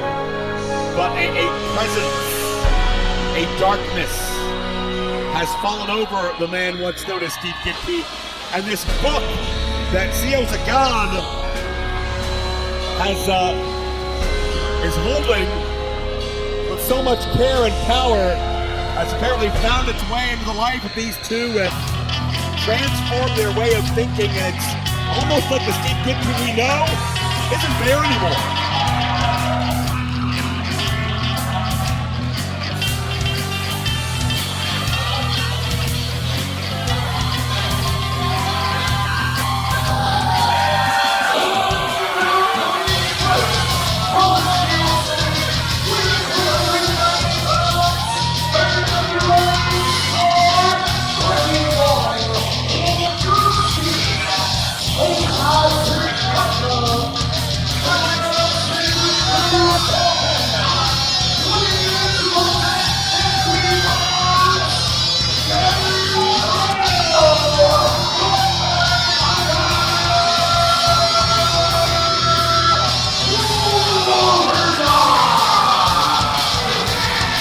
Gangrel, the Vampire Warrior, was an ECW original, competing in the mid-1990s. And what a tag team partner he's got. Speaking of the 400-pound Wrecking Ball Legursky. Gangrel living that gothic lifestyle. Has been brooding on the national and international scene for over 25 years.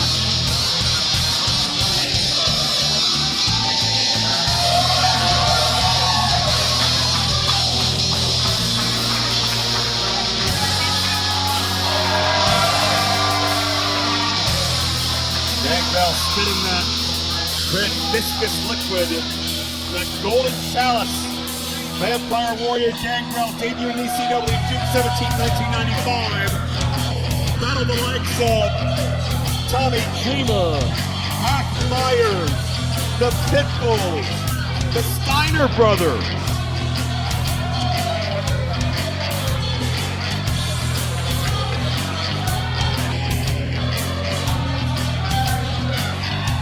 And he's back here to show Kevin Thorn what a true original is all about.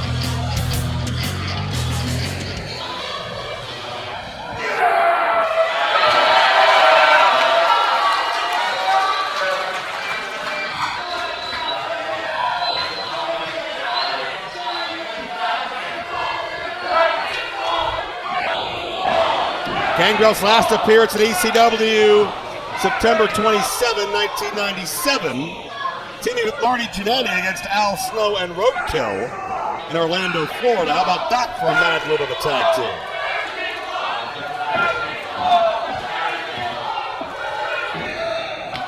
Wrecking Ball with some support, NWA star. Physically imposing, as if anyone in this match isn't. We talked about the fact this is King of the Damned 2. This all stems from the original King of the Damned match at our Battleground event, our second Battleground event. It was in the month of December 2021.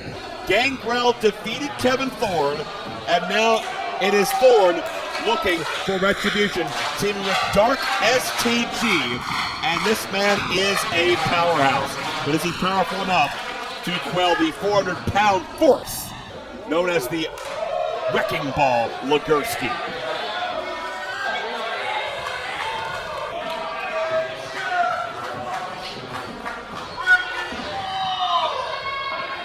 Two different eras of Extreme, in a manner of speaking, in terms of the brand at least. I'm not going to be Matt Cardona and sit here and explain that was the true ECW. Obviously it wasn't.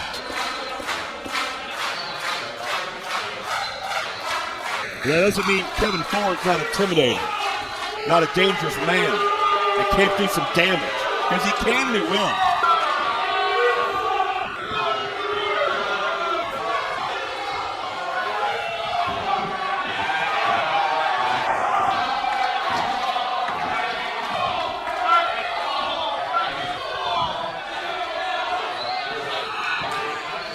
Well, Wrecking Ball and Gangrel have the fans' support.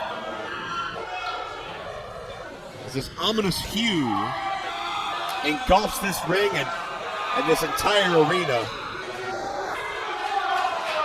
A perfect battleground for the Dark Arts to make their way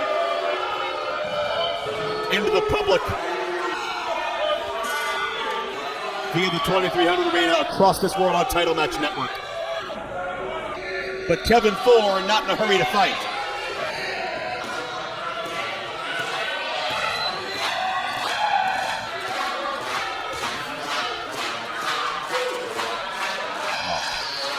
You're fighting a small kid. Are you proud of yourself? My God.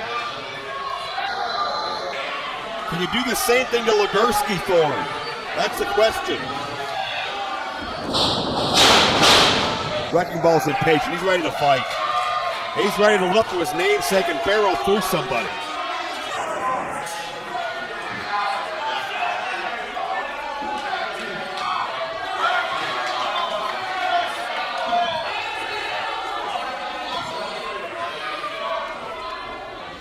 You see Zio Zagan. Boy, that guy doesn't go too many social settings on a Saturday night. You can tell that. That guy's out there, and that book, whatever power that book has, or power that Zio and STG have given that book, has just consumed their livelihoods. And every single victim they claimed, they get more powerful, we'll see. If that becomes the case here tonight with Kevin Thorn as Legursky gets the advantage of the first contact.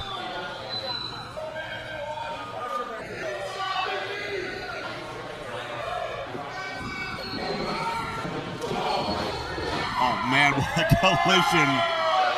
Thorn lost his legs as soon as he collided with Legursky. Physicality personified. Legursky knows no other way.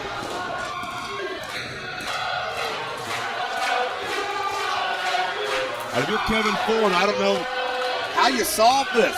How do you figure this guy out? You're not going to move him unless he wants to move.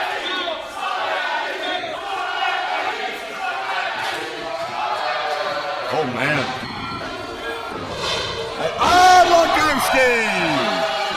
Standing crossbody. And Thorn wants nothing to do with any more of that. But Legursky giving chase. His 6'3", 400+ pounder. He's been a United States Tag Team Champion in the NWA.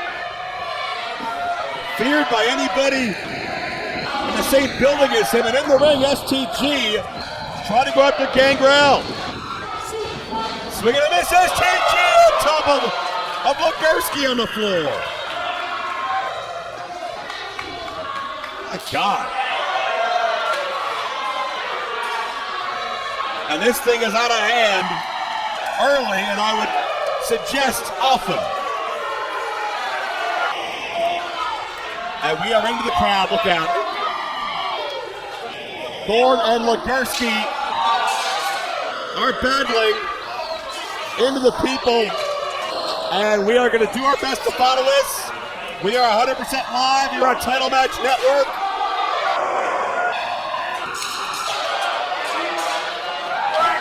And I just hope that all of the innocent fans, the bystanders, get out of harm's way while they can.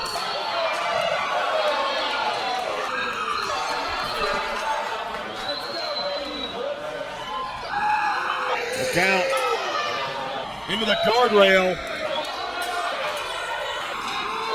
We're doing our best here. There's Legursky and Thorn back towards the ring area again.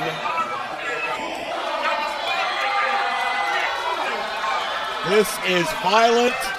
This is intense.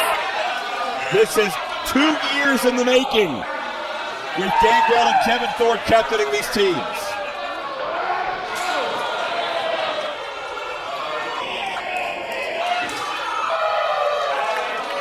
Into the ringside table. Gangrel the back rake. Man, there may not be winners so much as survivors. Look out.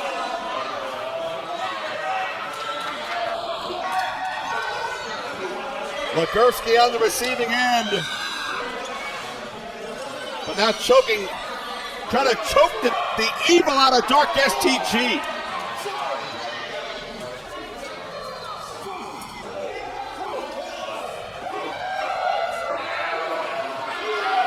Gangrel firing away.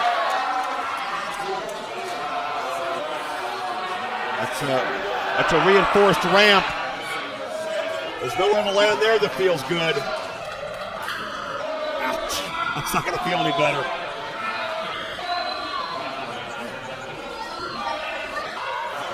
Legursky chasing his victim. Look out, Thorn and Gangrel hooking it up. 2 years to make Legursky and STG. Oh, and STG went downstairs. Low blow on the wrecking ball.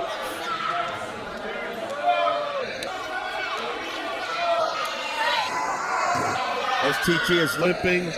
All 4 of these men are no doubt hurt. When you got 4 guys that relish in pain and punishment and misery and darkness and pestilence, this is bound to happen.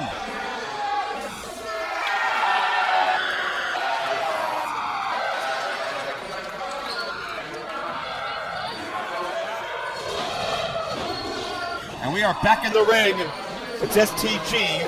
It's Wrecking Ball Legursky. Cross kick connects. Now Wrecking Ball the power slam. That could do it, near fall. And Gangrel back to ringside as well. And this may get back to resembling a tag match if you can believe it. Thorn back in. Gangrel back in. Side Russian leg sweep, float over for 2. I'm not even going to question out loud who the legal man is. At this point, that's silly. Nothing silly about that spine buster. Dark STG, so much power in his frame, so much bitterness in his soul.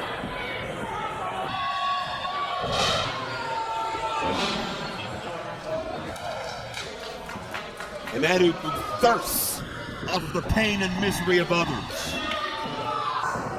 What used to be a mild-mannered young athlete, smile on his face, happy to be here. Now he's been consumed by whatever evil that has been lurking within him. And what we see is the physical manifestation of that evil. Oh boy. This has got to be close to 700 pounds on these ropes. Oh my God, STG powerbombed! Legursky got powerbombed, and I swear I thought that would be it. Gangrel, again the defeat over Thorn 2 years ago. Thorn, moments away, we fought from evening up that series.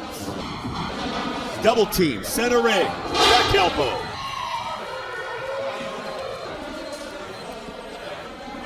And now the same for Legursky. Easier said than done to move the big man.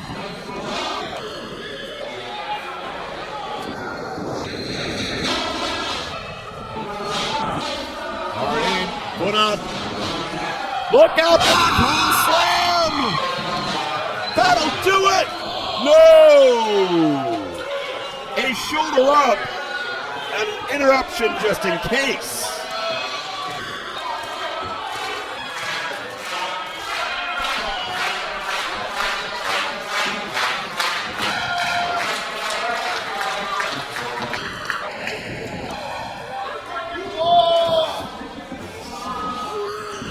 Legursky swing, and Legursky a takedown. So much force in everything he does. It's Gangrel zoning in on Dark STG, and it could be the Impaler DDT. Gangrel on top, and Gangrel is 2-0 on the series.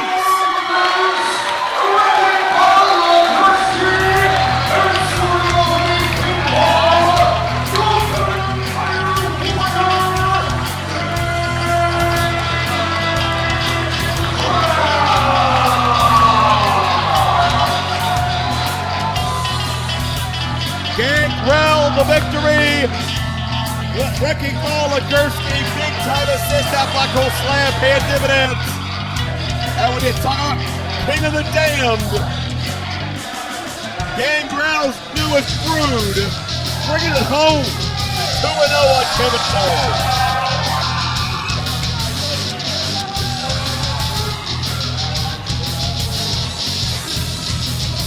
We got some banging and banging going on in the 2300 Arena.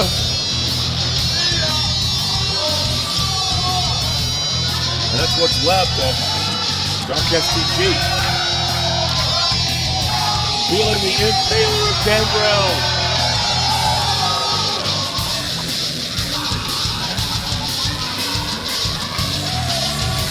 STG has been summoned or risen from whatever that, the motivation comes from that book, whether it be psychosomatic, paranormal, or anywhere in between. We're going to take that another day. Gangrel keeps on banging and banging. King of the Damned, second time straight.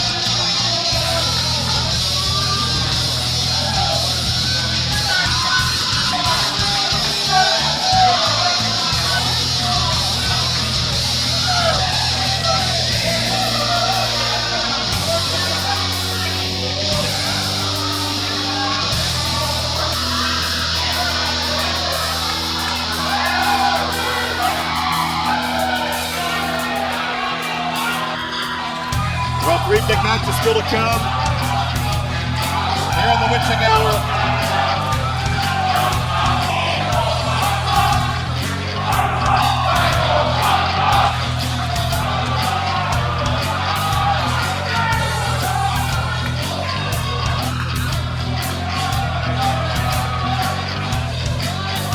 Battleground title still to be decided. Second half of our Women's Championship semifinal. As the crowd enjoys the machinations of Michael Myers. Am I allowed to say that for copyright reasons? The pale gentleman in the front row. And as you can see, despite that horrible last Halloween movie, Michael Myers wins!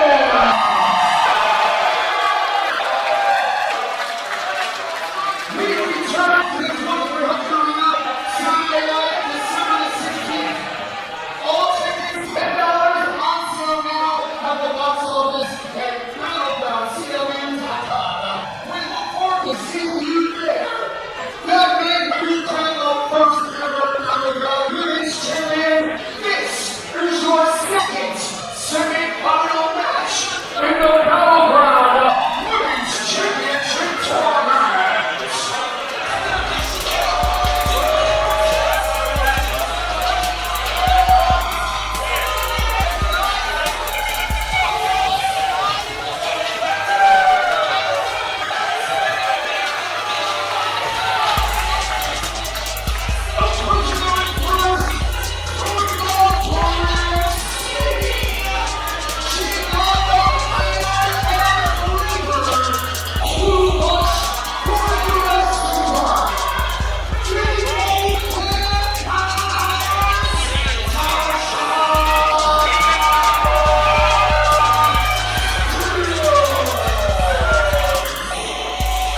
Battleground debut for Tasha Steelz, but certainly very well versed throughout much of the country over the past 10 years. a couple of times been the tag team champion of Impact Wrestling, and Kiera Hogan has called herself, quote, the greatest that beat the greatest, after she defeated Mickie James at Sacrifice 2022 to become the Impact Wrestling and Knockouts champion.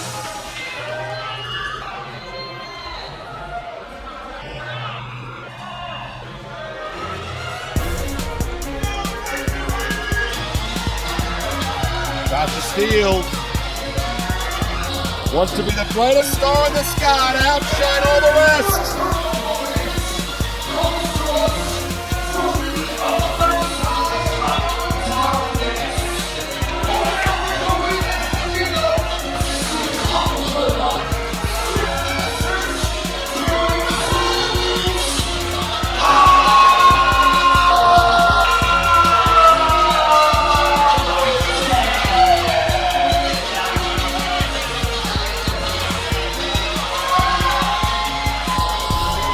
Holidead, a monster creation that loves to spread pain and what she considers beautiful violence.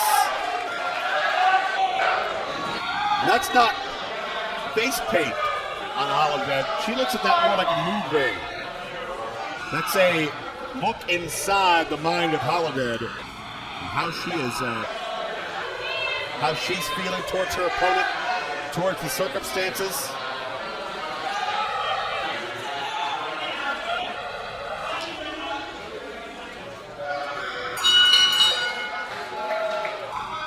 Holidead recently capturing the IWC Women's Championship in Pittsburgh, defeating Ray Lynn. Held titles in New Jersey, down in Texas. Tasha Steelz, successful up and down the East Coast. You can find much of their history on Title Match Network, video on demand, as well as on YouTube. But it's all about the here and the now in Holidead, inciting a violent side of Tasha Steelz. That's exactly what Holidead wanted. Winner will move on to meet Dani Moe December 16th here at the 2300 Arena. The winner to be crowned the first Battleground Women's Champion. And if you're not here tonight, what excuse do you have? December 16th, tickets are only $10 for God's sakes. As Holidead, not going to be here for a 60-minute Broadway. She's trying to end this thing quickly with a rear naked choke. But Tasha, able to step out of harm's way.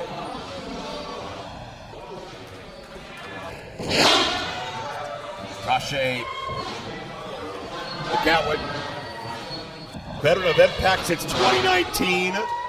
Holidead has terrorized audiences each and every weekend on WOW Women of Wrestling.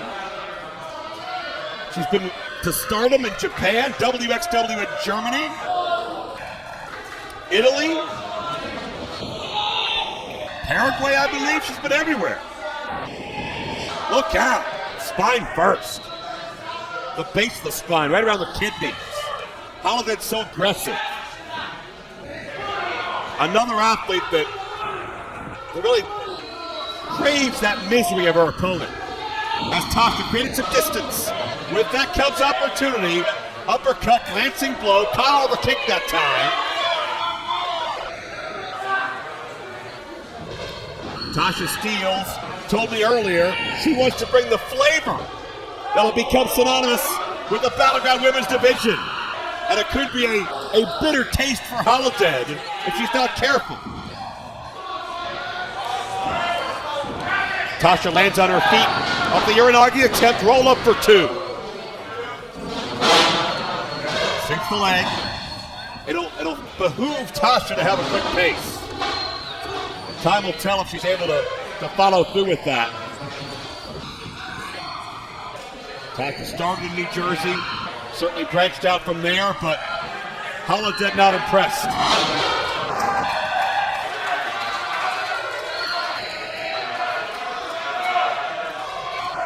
Tasha got dropped hard. Base and front first. Holidead knows how to manipulate the rules, no doubt about that.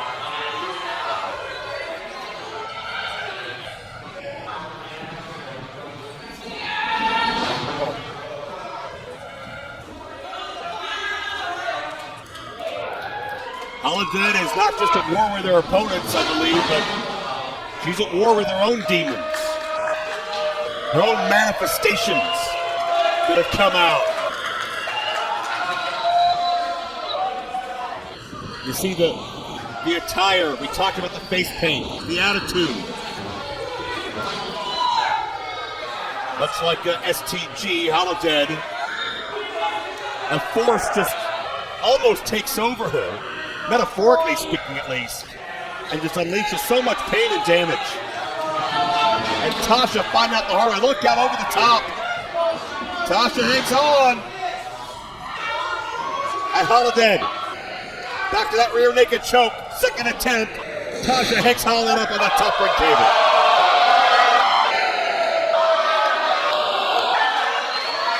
And you can see the physical nature of this fight led to the hair being ripped out of the head of Tasha Steelz.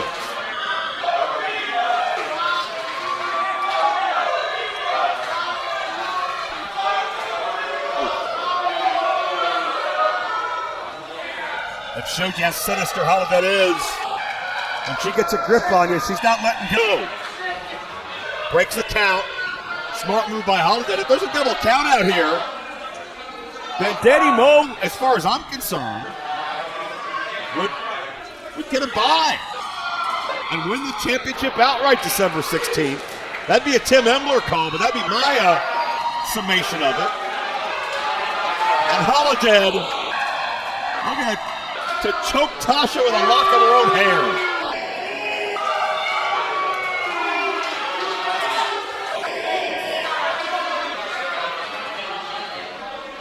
Holidead, such a foreboding challenge. Not someone you want to meet in a dark alley, not someone you want to meet in a well-lit alley. Tasha firing back. She's been hurt, she's been humiliated, she's been dominated. And Tasha looking to find that flavor that drives her on. Back kick connects. And look at this. Looking for sliced bread. No, Holidead. Drop it, Tasha. And we've talked about it in the past. There's no give in that part of the ring. Metal meets wood. It's reinforced. Holidead got two. Tasha's lower back absorbed all of that impact. And there was absolutely nowhere for her to go.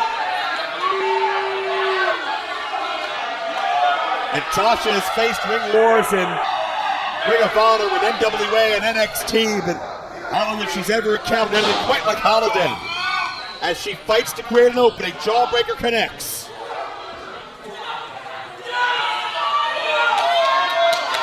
Hard rights and lefts, Tasha stealing it back in the boot. And a vicious boot it was. Hooks the leg. 2 count only.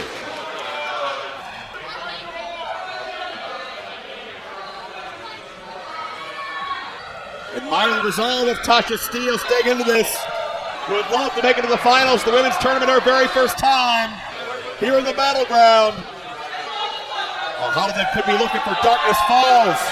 This will end it. Tasha drops down to a knee. Great counter. She tries to change herself to dead weight. Holidead still fighting. If Holidead can elevate Tasha, this thing that's good is over. And Holidead's getting frustrated.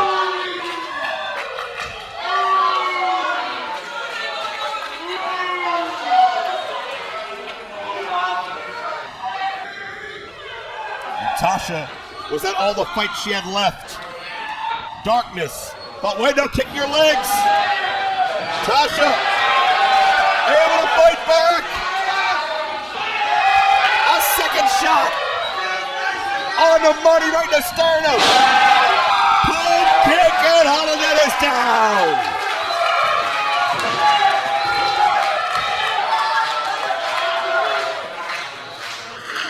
Is this Tasha's opportunity to put her name on the Battleground map? Oh, looking for the flavor cutter, whatever you want to call it. And counter the elevated DDT. DDT. Tasha gets a near fall. A 5-tooled player, a natural athlete, track and field, basketball. She's been testing herself her entire life. And what a test Holidead is. And we're still neck deep into it.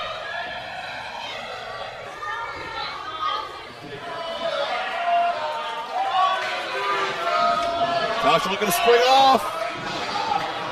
Oh, Holidead able to push her away with a spine buster.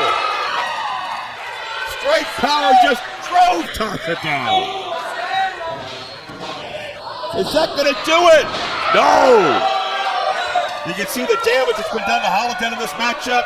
So much taken out of her, she could not get a high cover to trap those shoulders.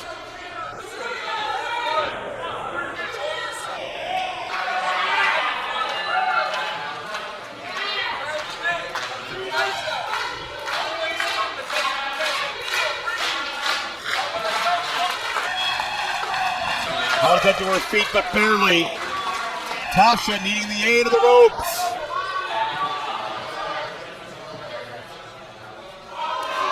And Tasha showing how defiant she is in the face of adversity. The Barriqua badass trying to hold her own, and Holidead is daring her to bring it.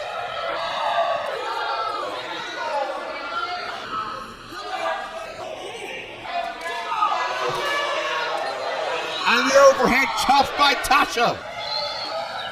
Now this is gut check time. Can you top this? And Tasha literally gonna top this on top of Holidead. Looking victory roll. No, Holidead jumps down, but she's got the choke on the trunk.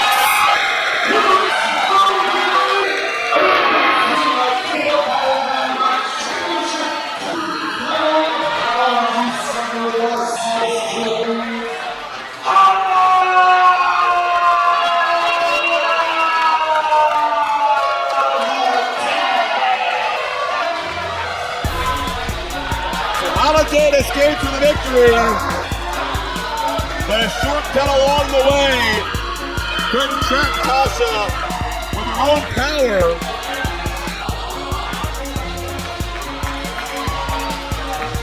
And as a result, that fight, that resolve of Tasha had to be quelled, and Holidead got desperate to do it. And it's apparently Holidead and Dani Moe one-on-one for the Battleground Women's Championship coming up in the month of December. Then it'll be a return matchup of Legends Never Die this past July. Dani Moe was successful on that night.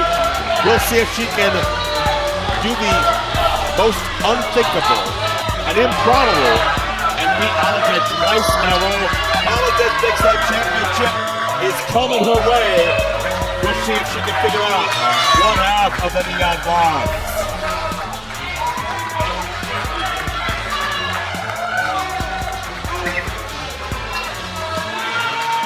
Well, Tasha's going to have another day, no doubt about that.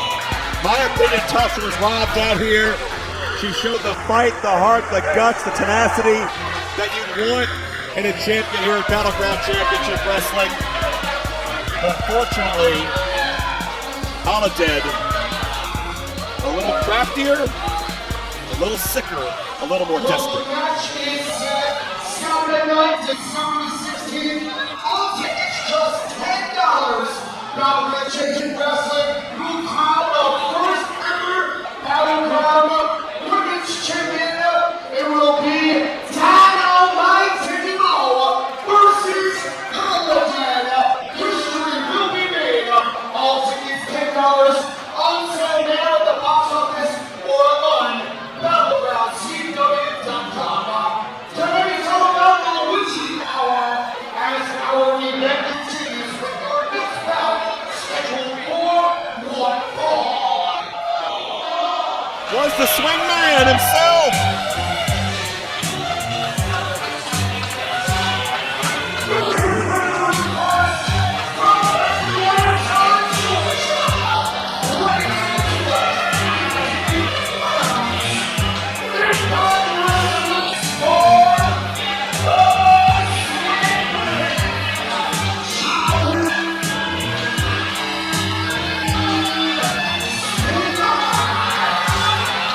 Who could forget the famed tag team of Simon and Swinger? Johnny Swinger and Simon Diamond. Back in the latter years of ECW. These fans remember, and the Swingman, louder and more colorful than ever. Former NWA World Tag Team Champion in TNA Wrestling.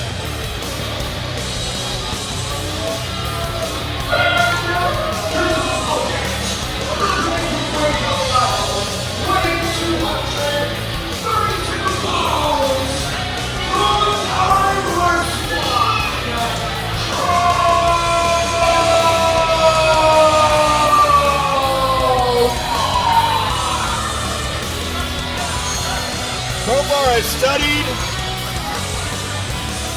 the human anatomy, chiropractor by trade, which means he knows how to put you back together, and he knows how to take you apart.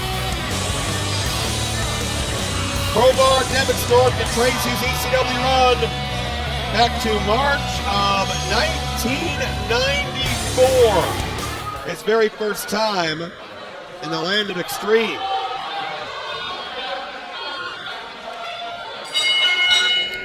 Bell sounds are underway. Crowbar, when he was known as Devin Storm, throughout 1996, battled the likes of Taz, the franchise Shane Douglas, Little Guido Maritano, Axel Rotten, Hank Myers, the Gangsters, Bubba Ray Dudley, the late great Louis Spiccoli,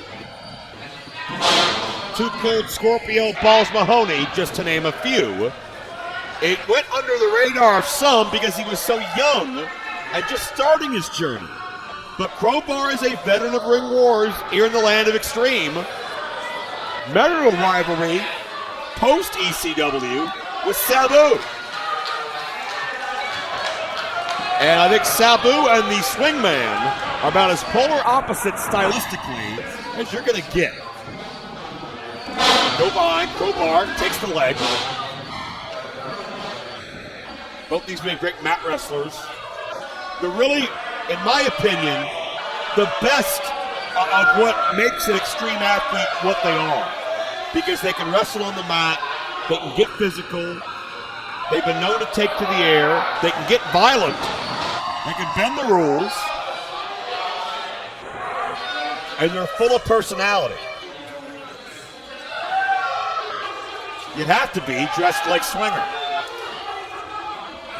I don't think many introverts leave the house looking like that. Swinger with a side headlock. You control the head, you control the body. And Crowbar the counter. And able to fire away on Swinger. Oh, Swinger lost his headband. That could be catastrophic. Yes, save that. That could be an heirloom at this point. Swinger's whole outfit's an heirloom, for God's sake. And Crowbar wants to take this thing to the outside. Swinger wants to take a breather. Listen, Danny. It's bad enough. I gotta climb in the ring with a bunch of crowbars and Impact. But now, I gotta come back in a Paul Davis Street building and still owes me transient.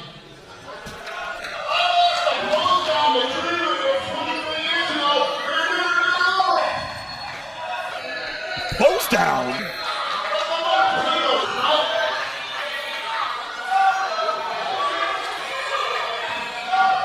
What's this trans he's talking about? Who owes who what?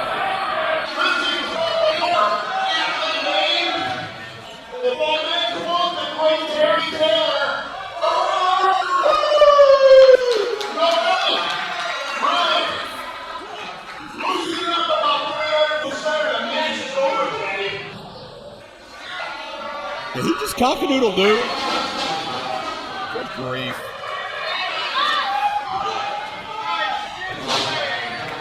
Swinger caught Crowbar coming in. But yeah, Swinger very successful in his ECW run. Simon and Swinger Battles with the likes of the Dudley Boys, York and Matthews, Danny Doring and Roadkill, Chris Chetty and Nova.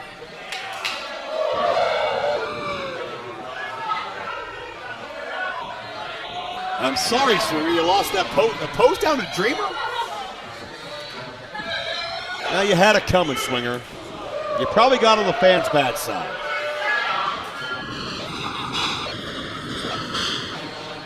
And Crowbar.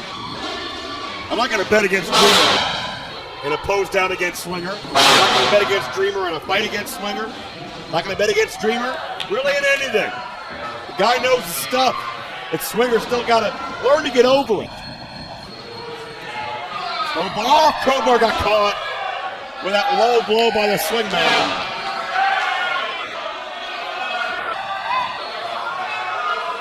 Swinger's still in incredible shape. Got to give him credit to count only on Crowbar. And I'm getting word right. Tim Embler is yeah.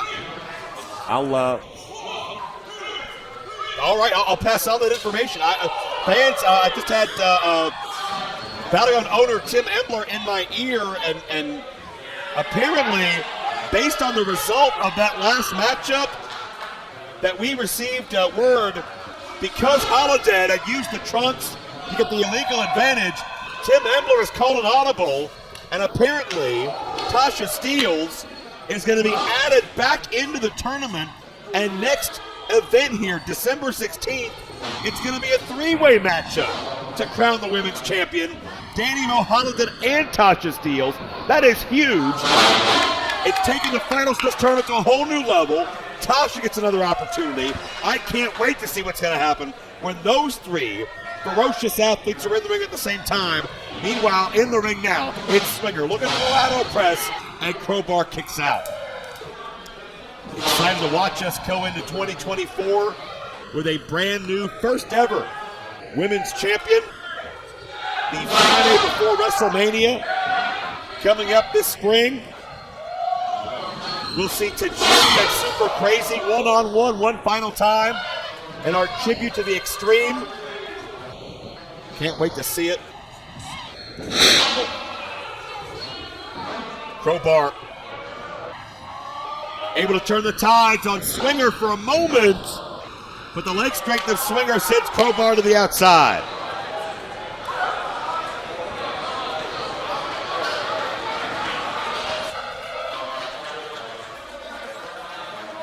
Swinger going to give chase.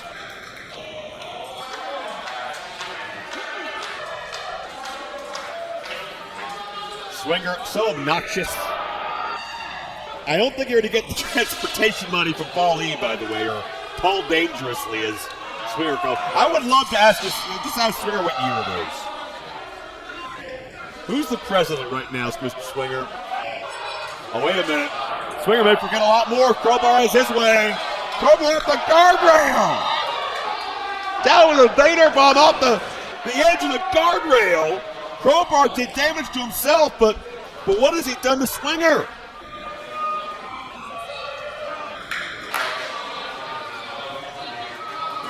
My God.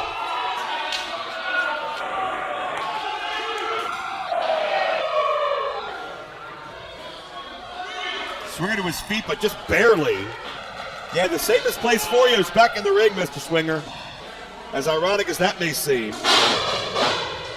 Crowbar drops the elbow, only two.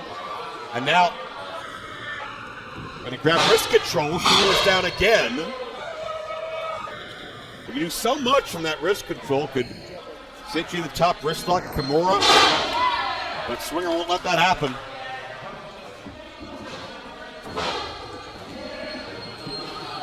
Back and forth centering these two veterans. Both of them over 25 years in the sport, and going strong and Swinger to the eyes. Swinger gets ahead of steam. Oh, but look out, drop toe hold. Crowbar still trying to get the sight back in his eyes.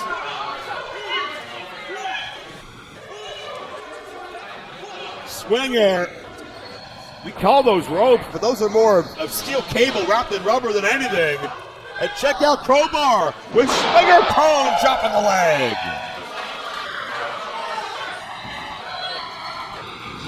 Into the cover. No, not enough. Swinger a kick out.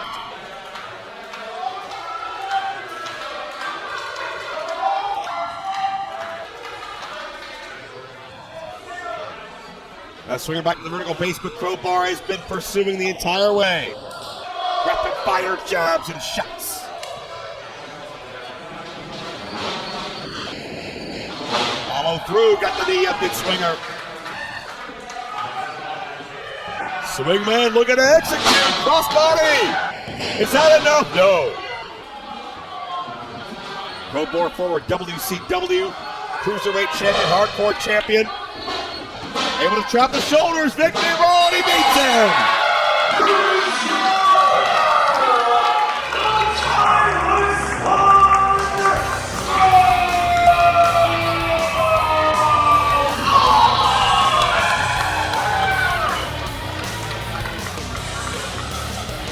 Crowbar pulls out the win over the Swingman.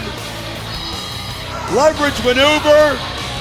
The veteranship got the job done, and Swinger didn't live down losing the post down. It could be another 23 years. He's got to live with this. Handshake with both these men. Part of that Extreme Revolution. They may not be the first names to think of, but they were absolutely a big part of it. It's like every man and woman who sacrificed mind, body, and soul to build that legacy, that revolution in this building. I want to thank Title Match Wrestling, Title Match Network for all they've done here tonight to bring you this broadcast live across the world. Many of these athletes here tonight, you can find them throughout this network and other content.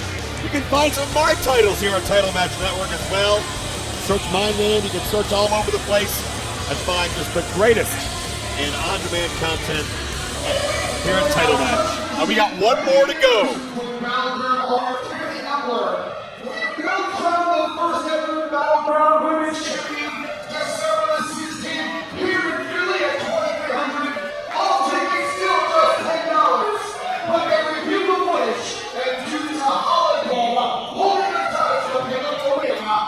The first ever Battleground Women's Champion will now be Holidead versus Penny Ball versus Tasha Steelz.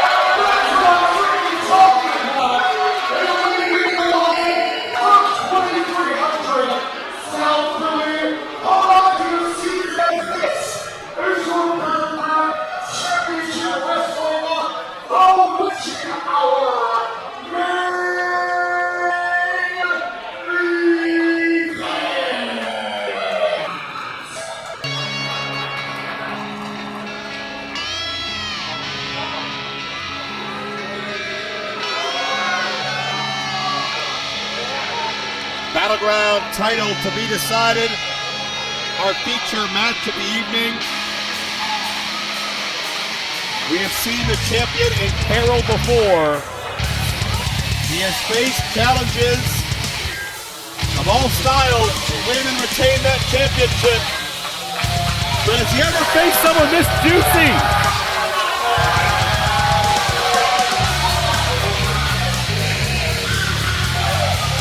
The youth warrior, Juventud Guerrera, 30 years in the game.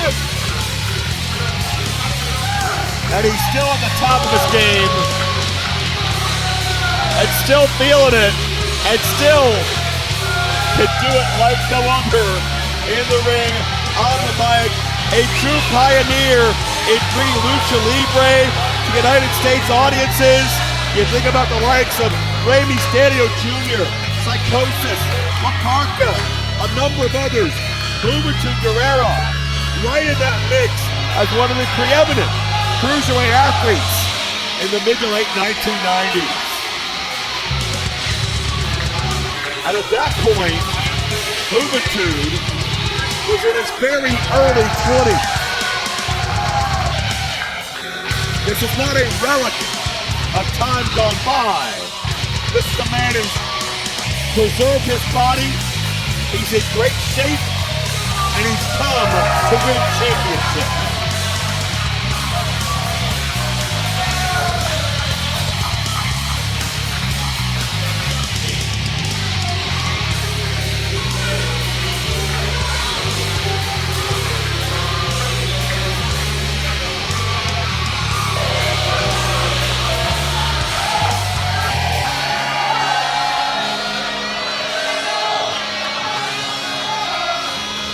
Of course, that mask that Juventud comes out in, we've seen him compete with it and without it.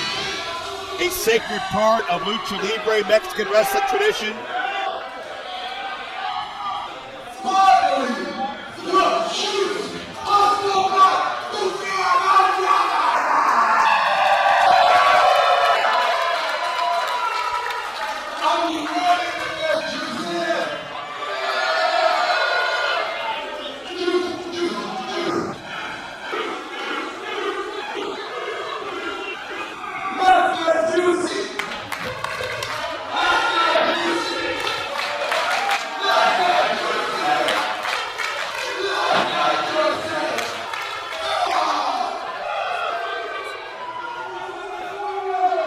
Juventud pre-match comments consist entirely for starting chants for himself.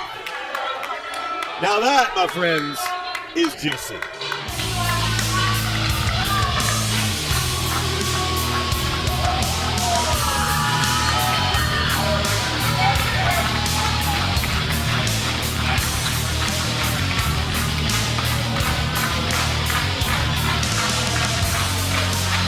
Well, Brian Kendrick won the Battleground Championship by surviving a single elimination tournament, defeating Rich Swann, Matt Cardona, and John Hennigan.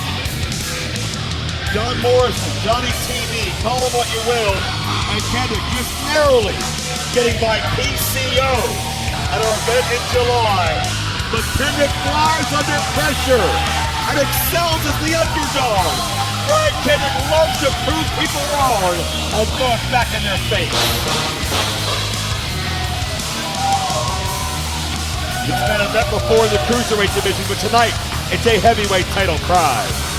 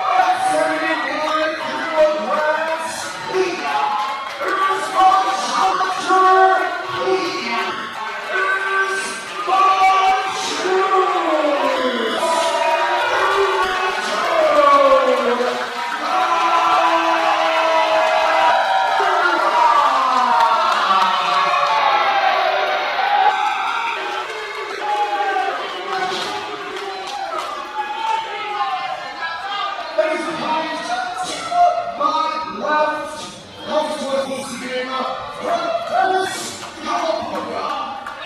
holding on his way 174 pounds. There's your opponents.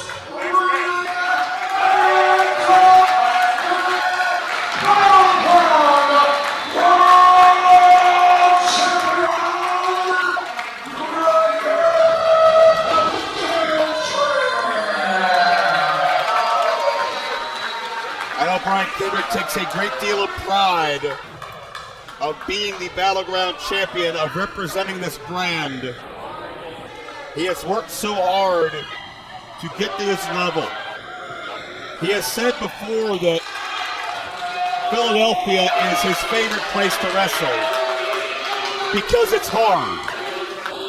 It was hard to win that title. It was hard to keep it. It'll be hard tonight. It's hard to earn the respect of these fans and to keep it. They're very demanding, but it speaks to their passion. They will never have their intelligence insulted or be okay with corners being cut. Kendrick snaps on the Hurricane Rana in the early going. Kendrick, as a survivalist, he has found a way to overcome. And Guerrera on the outside in the opening moments. Not the way Juventud wanted to start. Juventud did a lot to build momentum for himself. And those pre-match comments, you can tell Juventud from those comments and from what he's doing now wants to feed off the fans' energy. Juventud wants to be the home team tonight. That may not be easy to do, because Kendrick has earned that respect the hard way. And it's Kendrick now who needs to regroup.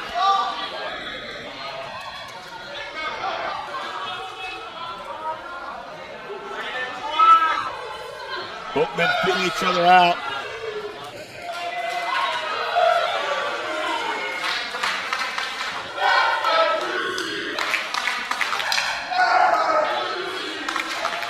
Juventud Guerrera, part of ECW in 1996. Series of matches with Rey Mysterio Jr., one of which for the WWA World Welterweight title. Nice Tijeras takeover by Juventud. Kendrick to the outside.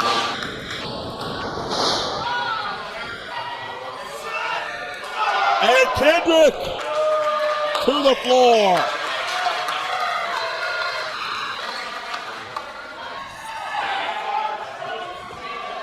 Taking a high risk early and perhaps taking another one. Juventud gets the drop kick.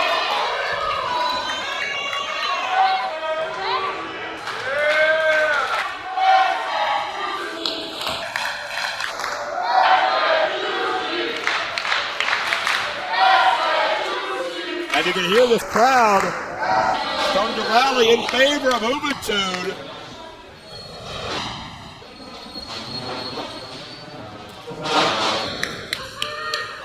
Impactful offense, rapid fire.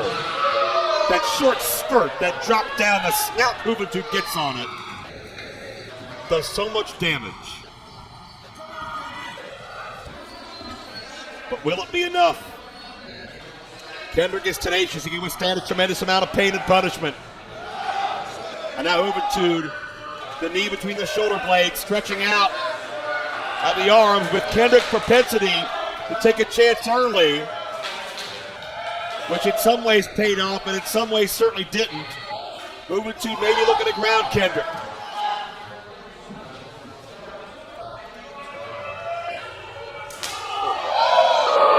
And not knife edge. You didn't just hear it. You can feel it throughout this building.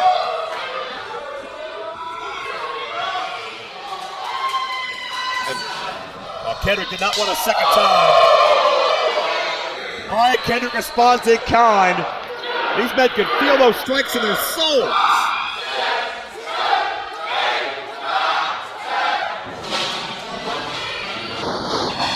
Swing and a miss, swing out. Kendrick. Oh, and Tijeras one more time. And Juventud drop the bottom out and a near fall. And what does Battleground look like come December 17th if Juventud Guerrera is the Battleground champion? What will that mean for 2024? What will it mean for a tribute to the Extreme in the month of April?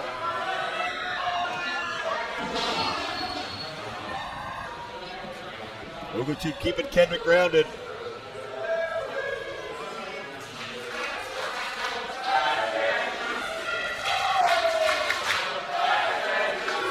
Juventud's motto for much of his career has been never surrender. Oh, elevated double arm DDT.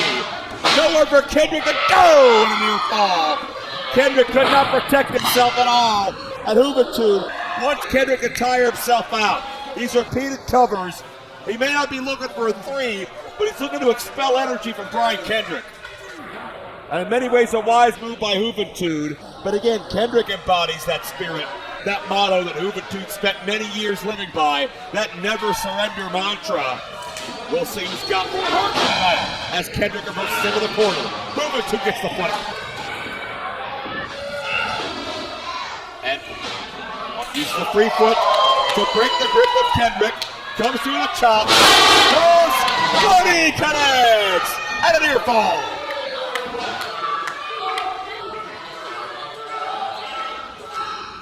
And Juventud, notice, stays on his man. A quick kick out by Kendrick. But Juventud does not give Kendrick any breathing room, literally or figuratively.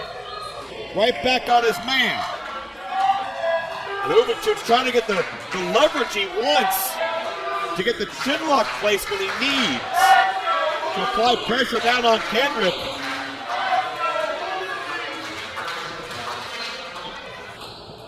And Kendrick, almost a bulldog choke, and Juventud going to drop off his knees and wrenched up with a back wrench. But abandons that hold as Kendrick shifts the weight. Back to that knife edge chop at Kendrick.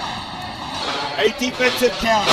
Rapid fire. Kendrick looking sunset flip. Counters the drop kick, but could not escape the second fire. And Juventud scoring big with that shot. Kendrick maybe on his feet from the glory special. Down across the knee. Combining Lucha with a vicious strike. And the challenger signals Juvi driver. A Juventud specialty. The Juvi driver. We have a new champion. No!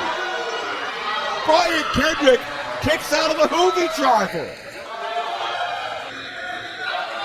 Juventud's most dangerous weapon for many, many years.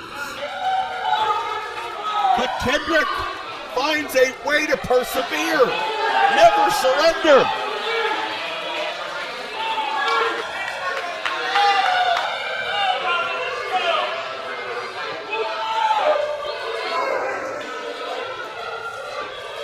Kendrick looking to get back to his feet. But Kendrick doesn't see Juventud coming.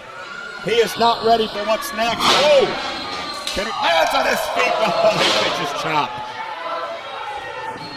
Juventud with 3 or 4 of those in this matchup. Wait, Kendrick victory roll! Stacks him up but can't put him away. We've seen that move successfully earlier. That high heel kick saves another Extreme original, the late great Tracy Smothers by Brian Kendrick. But what does Kendrick have left? Can he follow through? Can he capitalize?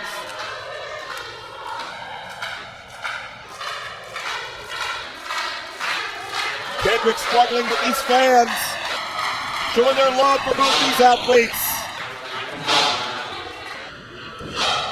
Kendrick firing off hard rights.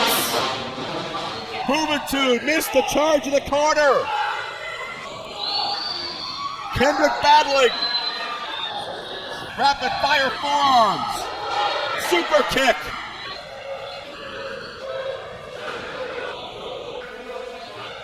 Juventud stacked up. Kendrick with high risk in mind. It's in his nature It has paid off. It has backfired. This time it pays off. Super Hurricane Runner. Brian, no counter. Juventud chops his shoulders and Kendrick gets out. And a double clothesline. Both men feeling the effects.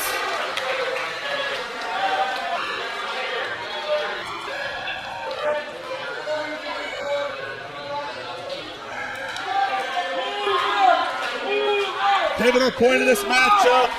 Who can get their feet first? Battleground Championship at stake. Referee's count is at 5. Hopefully we will not see a double count out in our main event here at the Witching Hour. Worldwide Title Match Network. Brian Kendrick to his feet. Juventud responds in kind. Back and forth the battle.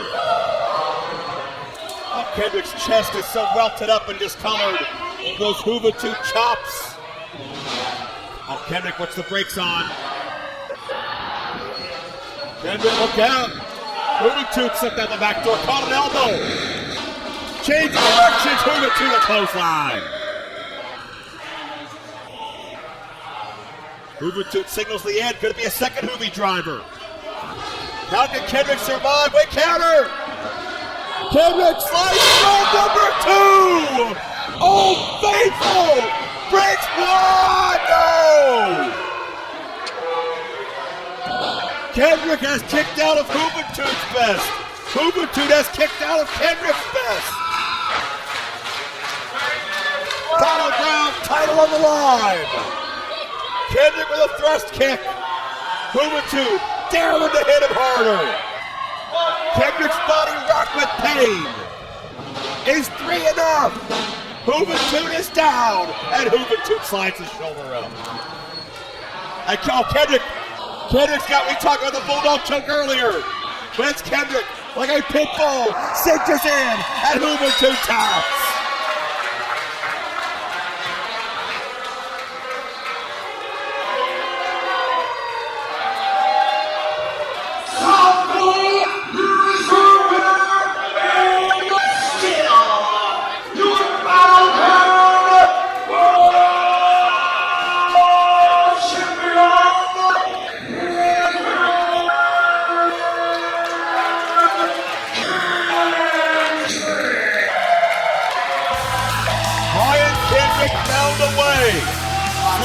Number 2 was not enough. That Bulldog choke, the leverage, the bridge up from Kendrick, and Juventud could feel the lights dimming, and he did not have an out. No excuse but to tap out, no recourse but to tap out, and no shame from Juventud Guerrera with the fight he put forth. Brian Kendrick retains the title, moving on to December 16th. Our return here to the arena for Battleground Championship Wrestling. For all of us here, my name is Joe Dabrowski. Thank you for inviting us into your homes here on Title Match Network. And we hope to see you back here again.